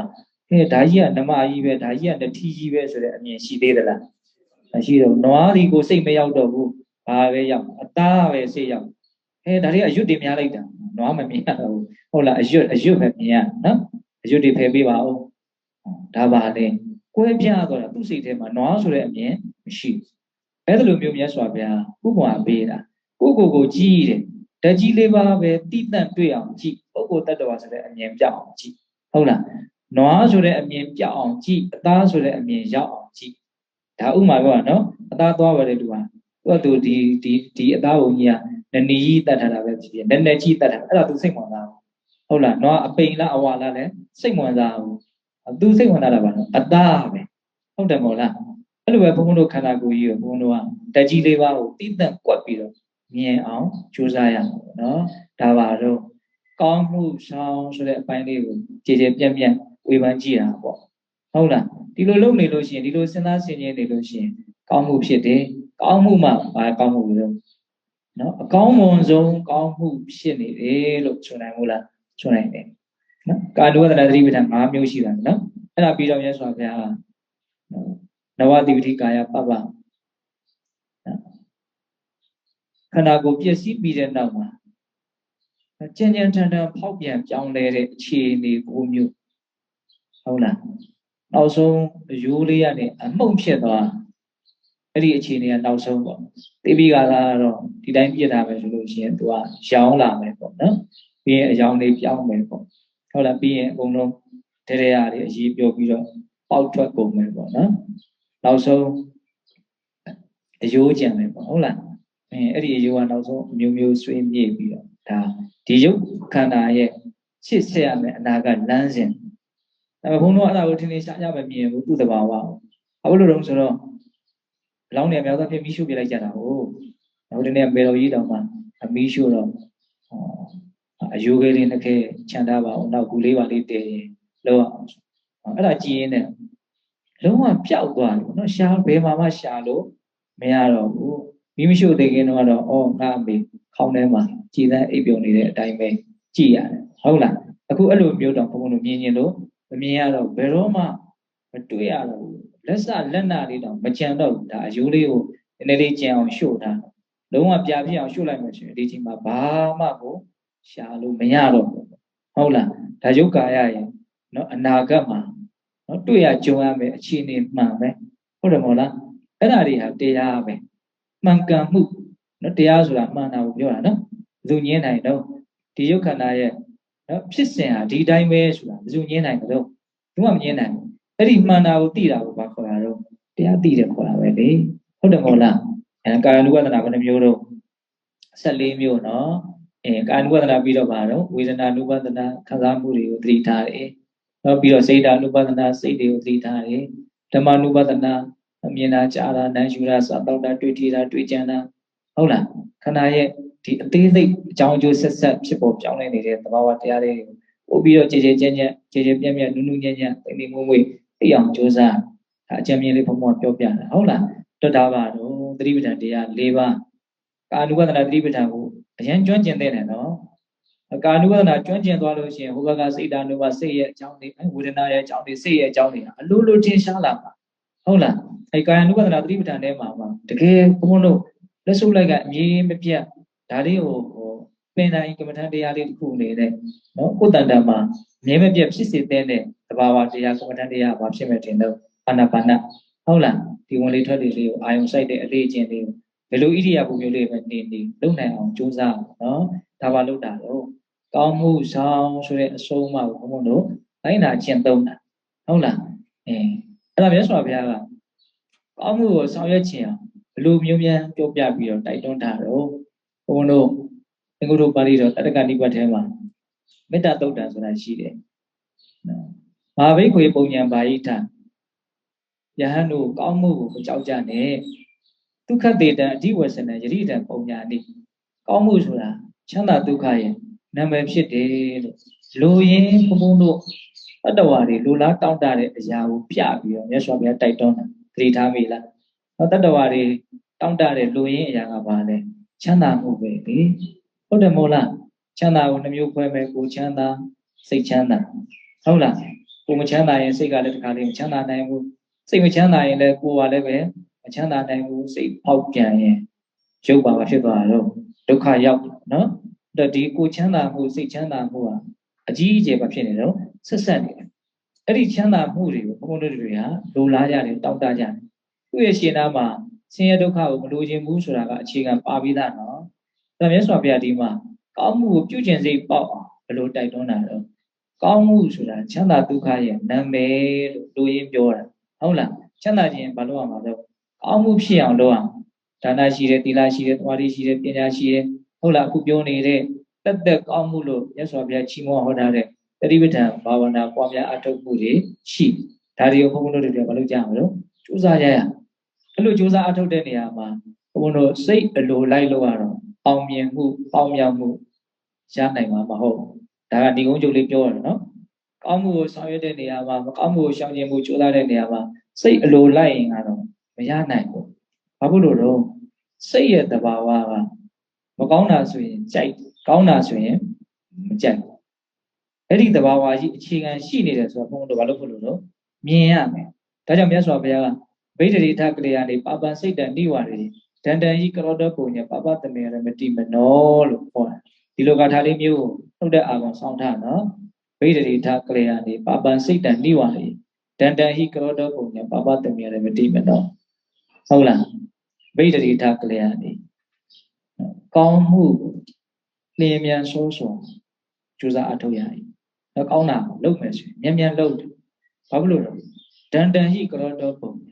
စိတ်ကကောင်းတာဆိုရင်နေတဲ့သဘောရှိတယ်ဟုတ်လားစိတ်ရဲ့သဘာဝလေးကိုဘုန်းတော်နားလည်ရမယ်ပုဂ္ဂိုလ်တ attva ရဲ့သဘာဝမဟုတ်ဘူးဘာရဲ့သဘာဝလဲစိတ်ရဲ့သဘာဝဘယ်သူစိတ်ပဲဖြစ်ဖြစ်စိတ်မှန်ရဲ့အခြေခံလေးကဒီတိုင်းလေးပဲစိတ်ဆိုတာပုရုဇဉ်စိတ်လို့တော့ကန့်တတ်ဖို့တော့လိုမယ်ပေါ့နော်အရိယာဖြစ်သွားပြီဆိုရင်တော့သူကဒီချင်းအားထုတ်လို့နောက်တိုင်းတာတစ်ခုထိပေါင်းမြောက်အောင်မြင်သွားရတဲ့ပုဂ္ဂိုလ်တွေဆိုတော့ပုရုဇဉ်စိတ်နဲ့သူကတော့မတူတော့ဘူးပြောင်းလဲသွားတယ်အပြောင်းလ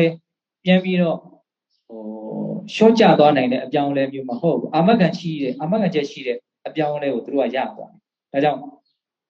စိတ်လို့ပြောတဲ့နေရာမှာသူတို့တော့ဘုန်းဘုန်းတို့ခြံထားဖို့လိုမယ်ပေါ့နော်ပုရုဇဉ်တွေရဲ့စိတ်ကပါလေမကောင်းတာဆိုလို့ရှိရင်ပြောမှုရဲ့သဘောရှိတယ်ကောင်းတာဆိုရင်နှိကွေးတဲ့သဘောရှိတယ်ကောင်းတာသိစိတ်မောတာအောင်ဒါကြောင့်စိတ်ကလေးဝင်စားမိလို့ဦးလေးတဲ့မိပြီဆိုရင်လှုပ်ဖြစ်အောင်သာလှုပ်လိုက်ပုဂ္ဂိုလ်ကတော့တိုက်တွန်းရဝိဋ္ဌိတာကလေးကနေကောင်းတာဆိုမြန်မြန်လှုပ်ပါကြောင့်ဒန္တံဟိကရောတောပုံညာကောင်းမှုစိတ်ဆိုတာအလုံးမနှိကွေးတဲ့သဘောရှိတယ်ဒါတစ်ချက်ပေါ့နော်နောက်ပြီးတော့မှပြောတော့အပန်စိတ်တန်နိဝါရေနော်စိတ်ကိုမကောင်းမှုကနေတားမြစ်ရမကောင်းမှုကနေစိတ်ကိုဘာလို့လို့တားမြစ်ရဘာကြောင့်လို့အပတမေရမတိမနောစိတ်ကမကောင်းမှုမှာဆိုရင်အလွန်ဝိလျော်နှိမ့်ချိုက်ပျော်ပိုက်နေတဲ့သဘောရှိတယ်နော်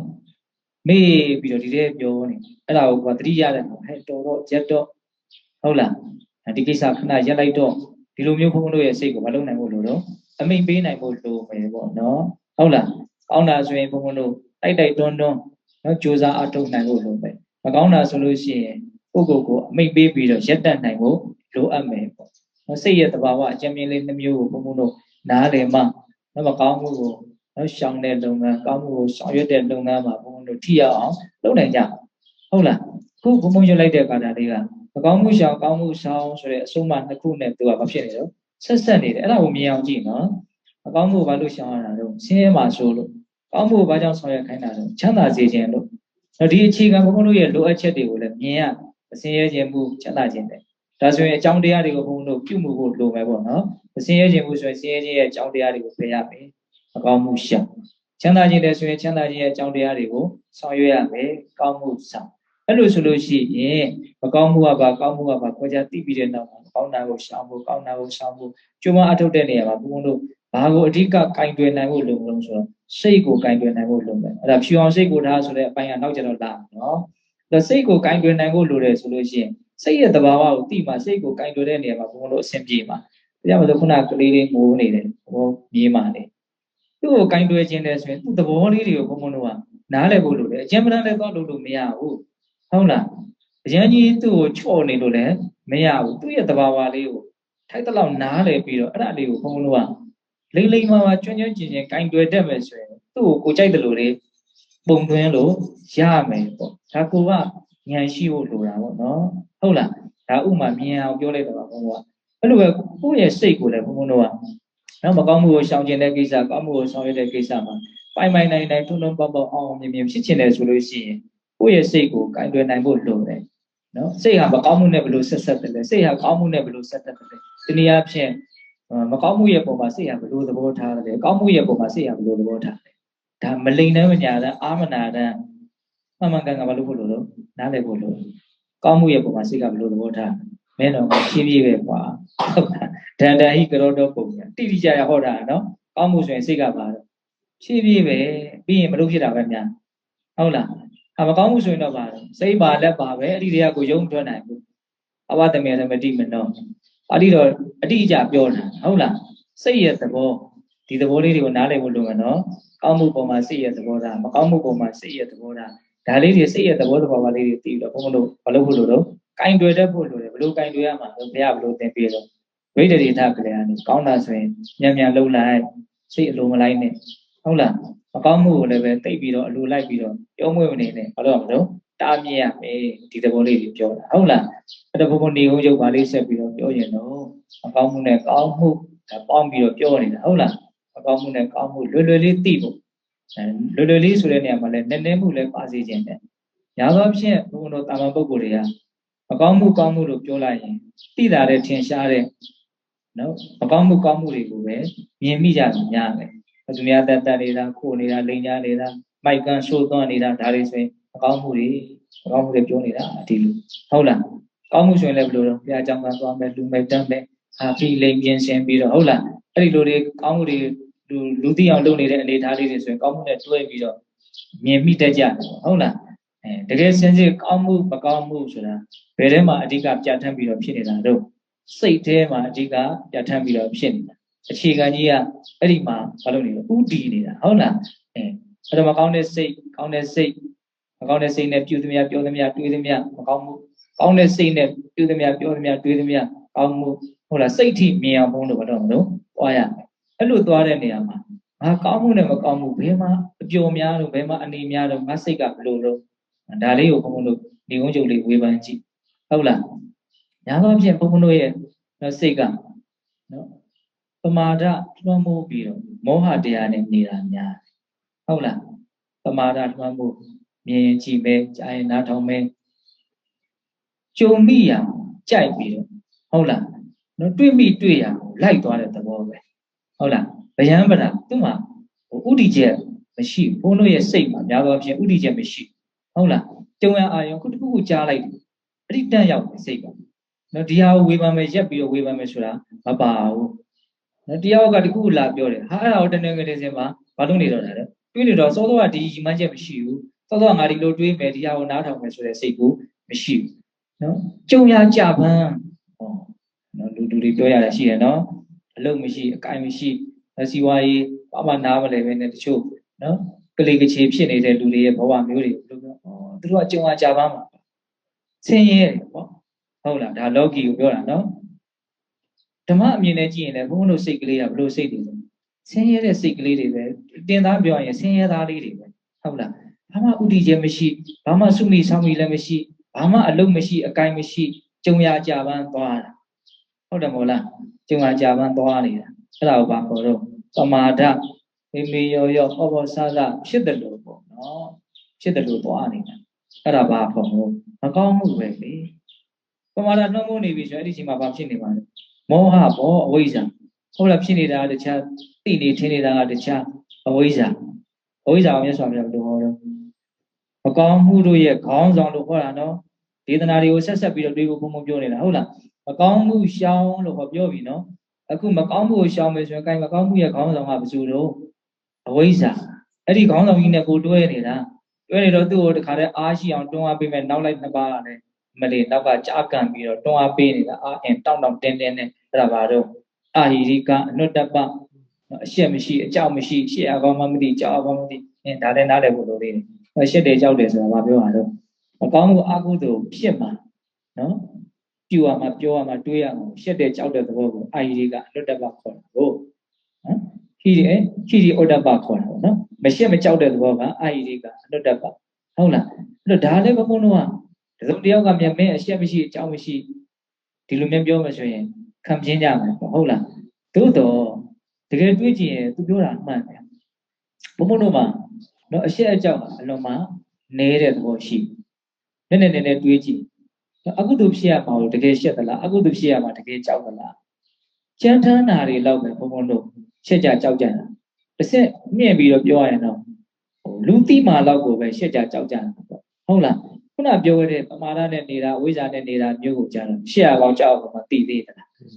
မသိတော့အကျသူများလည်းပဲအဲ့လိုနေတာကိုထင်သေးတယ်လို့လည်းမရှိဘူးသူလည်းတူတူကိုလည်းတူတူဆိုတော့ဒီလိုပဲဘာမှမဖြစ်တယ်လို့ပဲနေလိုက်ကြနော်ဒါကြောင့်မကောင်းမှုရှောင်လို့ပြောလို့ရှိရင်မကောင်းမှုမှာကောင်းဆောင်ရှိတယ်အဲ့တော့ဝိဇ္ဇာသူအခြေခံလို့ရှိရင်ဘုန်းတို့ဆွဲမဲ့မှုမကျေနပ်မှုတွေကနောက်ကလာမယ်တစ်ဆင့်တက်လာမယ်မနာလိုမှုဝန်တုံမှုတွေအကုန်တက်လာမယ်ရှင်ပြိုင်မှုအကုန်လုံးသူညှဉ်းနှွမ်းမှုယုံကြည်မှုအကုန်ပါမယ်ဟုတ်လားအဲ့ဒါကြီးတွေကိုတက်ညီလက်ညီတခါတည်းခြိတက်သွားဖို့တော့နောက်ကအားပါနဲ့တွန်းအားပေးနေတဲ့အကောင်နှစ်ကောင်ရှိတယ်အဲ့ဒါပါတော့မရှက်မကြောက်နော်အကုသိုလ်ဖြစ်နေငါဒီလိုနေနေတဲ့အနေအထားကြီးကိုရှေ့အကောင်ကြောက်အကောင်မှာ မသိဘူးသူများလည်းဒီလိုပဲနေနေရဆိုတော့သူများလည်းကိုယ့်ကိုပို့ပြီးတော့မထူးဆိုတဲ့အတွေ့လည်းပါမှာပေါ့ဟုတ်လားတကယ်တမ်းကအရှက်အကြောက်ရှိတယ်ဆိုတာကအဲ့ဒီအထိ तू ကကွာသဘောပေါက်လားဒါကြောင့်မကောင်းမှုရှောင်းဆိုရင်ဟဲ့မကောင်းမှုကခေါင်းဆောင်ရပါလေနောက်လိုက်ကပါလေတော့အတိုင်းဝိုင်းနေတာဘယ်လိုတွေခြိတက်နေတာလဲဆိုတာကိုမြင်ဖို့လိုတယ်ခေါင်းဆောင်ကဘယ်လိုလုပ်အဝိဇ္ဇာတော့နောက်လိုက်ကအာယိဒီကအနုတ္တပဟုတ်လားဂျားတွေကလက်အောင်ငယ်သားများစွာနဲ့တက်ညီသွားနေတာဘာလို့ဆိုဣရိယာတရားတွေကိုပြောတာဟုတ်လားအဲ့လိုပဲကောင်းမှုဆောင်ဆိုလို့ရှိရင်ဘုန်းတို့ဘာလို့နားလေရမလို့ကောင်းမှုမှာခေါင်းဆောင်ကဘယ်လိုလုပ်ဝိဇ္ဇာနော်တိမှုဉာဏ်ပညာအဲ့ဒါအပ္ပမဒသတိတရားကိုအခြေခံမှာကြားနိုင်ဟုတ်လားဒါပေမဲ့သတိတရားများလာလို့တိလာပြီးနားလည်လာလို့ဆိုရင်အဲ့ဒီအတိရဲ့နောက်မှာဘာလိုက်လာနောက်လိုက်ကဟိရိဥဒ္ဒပနော်ဒီလိုကြီးနေရတာရှက်စရာဒီလိုနေရတာကြောက်စရာအရှက်အကြောက်နဲ့သူကသွားတာအဲ့လိုသွားတဲ့အခါကျတော့ပြောရရင်ကြိုးစားအထုံးမှုနဲ့သွားတာပဲဟုတ်လားဒီအကုသိုလ်တရားတွေဆိုတာမကြိုးစားဘဲနဲ့ဘုံဘုံတို့နဲသွားတယ်ပါသွားတယ်ဆိုတာရှိမလားမရှိဘူးကြိုးစားအထုံးနေတဲ့အချိန်လေးမှာပဲသူတို့နည်းနည်းခွာနေတယ်ရှဲနေတဲ့သဘောရှိတာနော်ဘာကြိုးစားအထုံးမှုမှမရှိဘူးပင်ကိုယ်ပရိအတိုင်းဘုံဘုံတို့ကပ်ပေါ်ပေါ်ပဲနေနေတဲ့အချိန်မှာအကုသိုလ်ဟာဖြစ်နေတာပဲဟုတ်လားအဲ့ဒါကိုဘုံဘုံတို့ကရှေ့အကောင်ကြောက်အောင်မှတိတဲ့အဆင့်ဆိုတာတော်တော်မြင့်သွားပြီသူကဟုတ်လားဒါကြောင့်ဝိဇ္ဇာကကောင်းမှုတွေမှာခေါင်းဆောင်အဲ့ဒီကောင်းမှုတွေဖြစ်အောင်ကဒီလိုမဟုတ်တရုပ်ကြီးခပ်ပေါ်ပေါ်ကြီးနေရတာမကောင်းပါလားဆိုတဲ့အတိကလေးဝင်လာတာအဲ့ဒီအတိလေးဝင်လာတာကိုဘာခေါ်မလို့အရှက်အကြောက်ဝင်လာတာလို့ပြောလို့မရဘူးလားနော်တာမန်အရှက်အကြောက်မျိုးမဟုတ်တော့ဘူးနော်သူကြဟုတ်လားဒီလိုဗျံမလားခပ်ပေါ်ပေါ်ပုထုဇဉ်ဘဝခက်ကြမ်းကြမ်းနေတာဘူးကွာသူမကြိုက်တော့ဘူးပေါ့နော်သူသဘောကဟုတ်လားအဲ့လိုလေးသူတိမ်တိမ်မွေးမွေးနူးနူးညံ့ညံ့အဲ့ဒါပြောရင်သတိပဋ္ဌာန်တရားပွားမယ်တရားလေးနဲ့မကဲမကွာနေနေတာကောင်းဆိုမတရားသဖြင့်နေရတာကြီးကိုသူရှက်လာတဲ့ကြောက်တာဒီသဘောကိုပြောတာအထူးသဖြင့်အကြောက်ကိန်းလာပေါ့တံဝေကညာထက်တန်တယ်လို့လည်းဆိုနိုင်တယ်ပေါ့နော်အဲ့ဒီအကြောက်ရဲ့တွန်းအားကြောင့်သူဟာနူးနူးညံ့ညံ့တိမ်တိမ်မွေးမွေးအတိဥရှိပြီးတော့နေတဲ့လုပ်ငန်းစဉ်ကိုသူဟာစိုက်လိုက်မတက်လှုပ်ဇောက်ချပြီးတော့လှုပ်ဟုတ်လားဒါဘာတွန်းအားပေးနေတာတော့အရှက်အကြောက်ကတွန်းအားပေးတာမြင်အောင်ကြည့်တော့ဒီဥစ္စာဟုတ်လားအရှက်အကြောက်ရှိတယ်ကိုဘုံတို့တရားအားမထုတ်ဘဲနဲ့နေတဲ့အချိန်အဲ့ဒါအရှက်အကြောက်မရှိလို့တရားကြောက်ဘာမှမသိအကုသိုလ်ကြောက်ဘာမှမသိဟုတ်လားဘာကိုဒီတိုင်းပဲပုံမှန်အဆင်ပြေတယ်လို့ပဲထင်နေတာဒီအနေထားကြီးကအရိယာအနေထားနဲ့ရှင်းလိုက်ရင်ရှက်စရာအနေထားကြီးဆိုတာလည်းဒီကတန်းကတော့ထင်ရှားတယ်သို့တော့ခက်တာကကိုယ်ဝင်းကျင်တစ်ခုလုံးကလည်းပဲဒီလိုပဲနေနေတာဆိုတော့ရှေ့ကဘာမှမသိကြောက်ဘာမှမသိအနုတော့လူရောပေါ်ဆိုတဲ့လူတွေပြောတယ်လို့နော်ဘေးကလူတွေနဲ့ရှင်းလိုက်တဲ့အခါတော့ကိုယ်ကသိဆိုးသေးပါဘူးလို့ပဲထင်နေကြတာပေါ့ဟုတ်တယ်မဟုတ်လားအဲ့တော့တကယ်ဘုံဘုံတို့ကောင်းမှုဆောင်ဆိုတဲ့စကားလုံးကိုကြားတိုင်းဒီဒေသနာကိုပါဘုံဘုံတို့တွဲပြီးတော့မှတ်သားမိဖို့မလိုဘူးလားကောင်းမှုမှာပါကောင်းဆောင်တော့ဝိဇ္ဇာအတိယကောင်းဆောင်ပဲနော်ဒီအတိကိုကုသိုလ်တရားတွေနဲ့တခါတည်းတက်ညီလက်ညီခြိတက်နိုင်ဖို့အတွက်နောက်လိုက်ကောင်းကြီးဘယ်သူကတွန်းအားပေးနေတာတော့အရှက်ကြောက်ကတွန်းအားပေးနေတာဟုတ်လားအရှက်ကနည်းနည်းပြောရတာဒီနေရာမှာတိတ်ပြီးတော့နားလည်ဖို့ခက်တယ်ပေါ့နော်အကြောက်ကတော့နားလည်ဖို့လွယ်တယ်ဘုန်းတို့တန်ဝေကရတယ်တကယ်ကြောက်ပြီးဟေးဆိုရင်လောက်ကိုလောက်တယ်ဟုတ်လားတကယ်ကြောက်ပြီးဆိုရင်ဝိဇ္ဇာကိုအားပေးပြီးတော့ဘာလို့အတိကိုအားပေးပြီးတော့သူချိတက်သွားဟုတ်လားဒါပေမဲ့အရှက်ကလည်းပဲတွဲပါဖို့တော့မလိုဘူးလားလိုတယ်နော်ဒါဘုန်းတို့မကောင်းမှုရှောင်ကောင်းမှုရှောင်ဒါနှစ်ပိုင်းမှာနည်းနည်းပေါင်းပြီးတော့ပြောမကြသေးဘူးထင်မိနစ်50ကျော်သွား55မိနစ်ရှိပါဘူးနော်ဟုတ်ပါဟောတခါကြီးတို့မေ့နေတာဘုံဘွားတွေကလူတွေကြည့်ပြောနေတာစင်ပြေလားတခါကြီးပြေးပါတယ်ဗျာအစားလုံးစင်ပြေပါတယ်ဟောမီးရလည်းမလာလို့ဘုံဘွားဟို TV ကြီးကအကုန်စမ်းပြီးသားအစင်ပြေတယ်တခါကြီးသိလားနောက်ကြတော့အဲ့ဒီ TV ကြီးရှေ့ချလို့ပြောတယ်တခါကြီးတို့မေ့လို့မရဘူးပုံပဲနေရအခုကတော့ဖုန်းကလည်းပဲရောင်းမြန်တန်ပေါ်ရိုက်တာတခါကြီးတို့အကျုပ်ကမြင်ရဘူးနေပါဗျာဘုံရဲ့ကြောပဲမြင်ရတယ်ဒကာကြီးတို့ဘုံကိုကြည့်ရတာနားထောင်ရတာစင်မပြေဘူးအားလုံးစင်ပြေပါဗျာပြေပါတယ်ဗျာဒီမှာဒီနေ့တင်တဲ့သင်ခန်းစာများကိုလည်း YouTube မှာပြန်ပြီးတော့ဆရာတော်ပြန်ကြည့်နိုင်ပါတယ်ဗျာပြီးတော့ဓမ္မ class ဆိုတဲ့ channel ကသီလဝဓမ္မသင်YouTube channel ဖြစ်ပါတယ်ဗျာဟုတ်ပြီဒီမှာဗျာအဲ့လိုဆိုရင်ဘုံတို့ပြောခဲ့တဲ့စကားလေးတွေကိုပြန်ပြီးတော့အနှစ်ချုပ်ကြည့်ရအောင်နော်ဘုံဘုံတရားဟောလို့ရှင်အဲ့ဒီဝါဒနာလေးကပါတယ်ပြောခဲ့တာလေးတွေအကုန်လုံးပြန်ပြီးတော့ဘာလေးတွေလဲဆိုတာလေးကိုကောင်းထဲမှာအစီအစဉ်တွေကြပြန်ပြီးတော့အုပ်မိအောင်ဟုတ်လား အဲ့တော့ဘုန်းတို့ဗာလေးပြောကြတော့ဒီနေ့ကောင်းမှုဆောင်ဆိုတာနဲ့ပတ်သက်ပြီးတော့ပြောရနော်အဲ့တော့ကောင်းမှုဆိုတာဘာလဲကောင်းမှုဆောင်ပဲလူကကောင်းမှုကိုနားလည်ရမယ်ကောင်းမှုဆိုတာဘာတော့အပြည့်ကင်းတဲ့သဘောကောင်းကျိုးချမ်းသာကိုဖြစ်ထွန်းစေတတ်တဲ့သဘာဝဟုတ်လားအစစ်တက်ပြောမှဆိုရင်ကောင်းမှုဆိုတာဒါနရှိတယ်သီလရှိတယ်သမာဓိရှိတယ်ပညာရှိတယ်အနည်းချုပ်ပြီးတော့ပြောရမှဆိုရင်ကောင်းမှုဆိုတာနော်ကောင်းတဲ့စိတ်နဲ့လှုပ်လေသမျှပြောလေသမျှတွေးလေသမျှဟာကောင်းမှုပဲဥပြီးတော့မြတ်စွာဘုရားရဲ့အလိုတော်ကြကောင်းမှုကိုဘုန်းတို့မှန်မှန်ကန်ကန်ပြောဆိုနိုင်ခြင်းနဲ့သိခြင်းနဲ့ဆိုရင်ကောင်းမှုကိုမြတ်စွာဘုရားဘာကိုကောင်းမှုလို့ပြောဖို့တိုက်တွန်းခဲ့တာတော့ပฏิပဒံတရားလေးကောင်းမှုလို့မှန်မှန်ကန်ကန်ပြောခြင်းနဲ့ကောင်းမွန်ပြောခြင်းနဲ့ဆိုရင်ပฏิပဒံတရားလေးပါကောင်းမှုလို့ပြောလိုက်ပါကောင်းမှုဒီပฏิပဒံတရားလေးပါဒီကောင်းမှုတက်ဖြစ်တယ်ဆိုတဲ့ဒေသနာဟုတ်လားအဲ့ဒါနဲ့ဆက်ပြီးတော့ဘုန်းတို့ကာယ ानु ပဒနာပฏิပဒံ14ပိုင်းကိုနော်အနည်းငယ်ချဲ့ထွင်ပြီးတော့ပြောလိုက်ပါဟုတ်လားအဲ့ဒီအဓိကပါတော့အာနာပါနတိ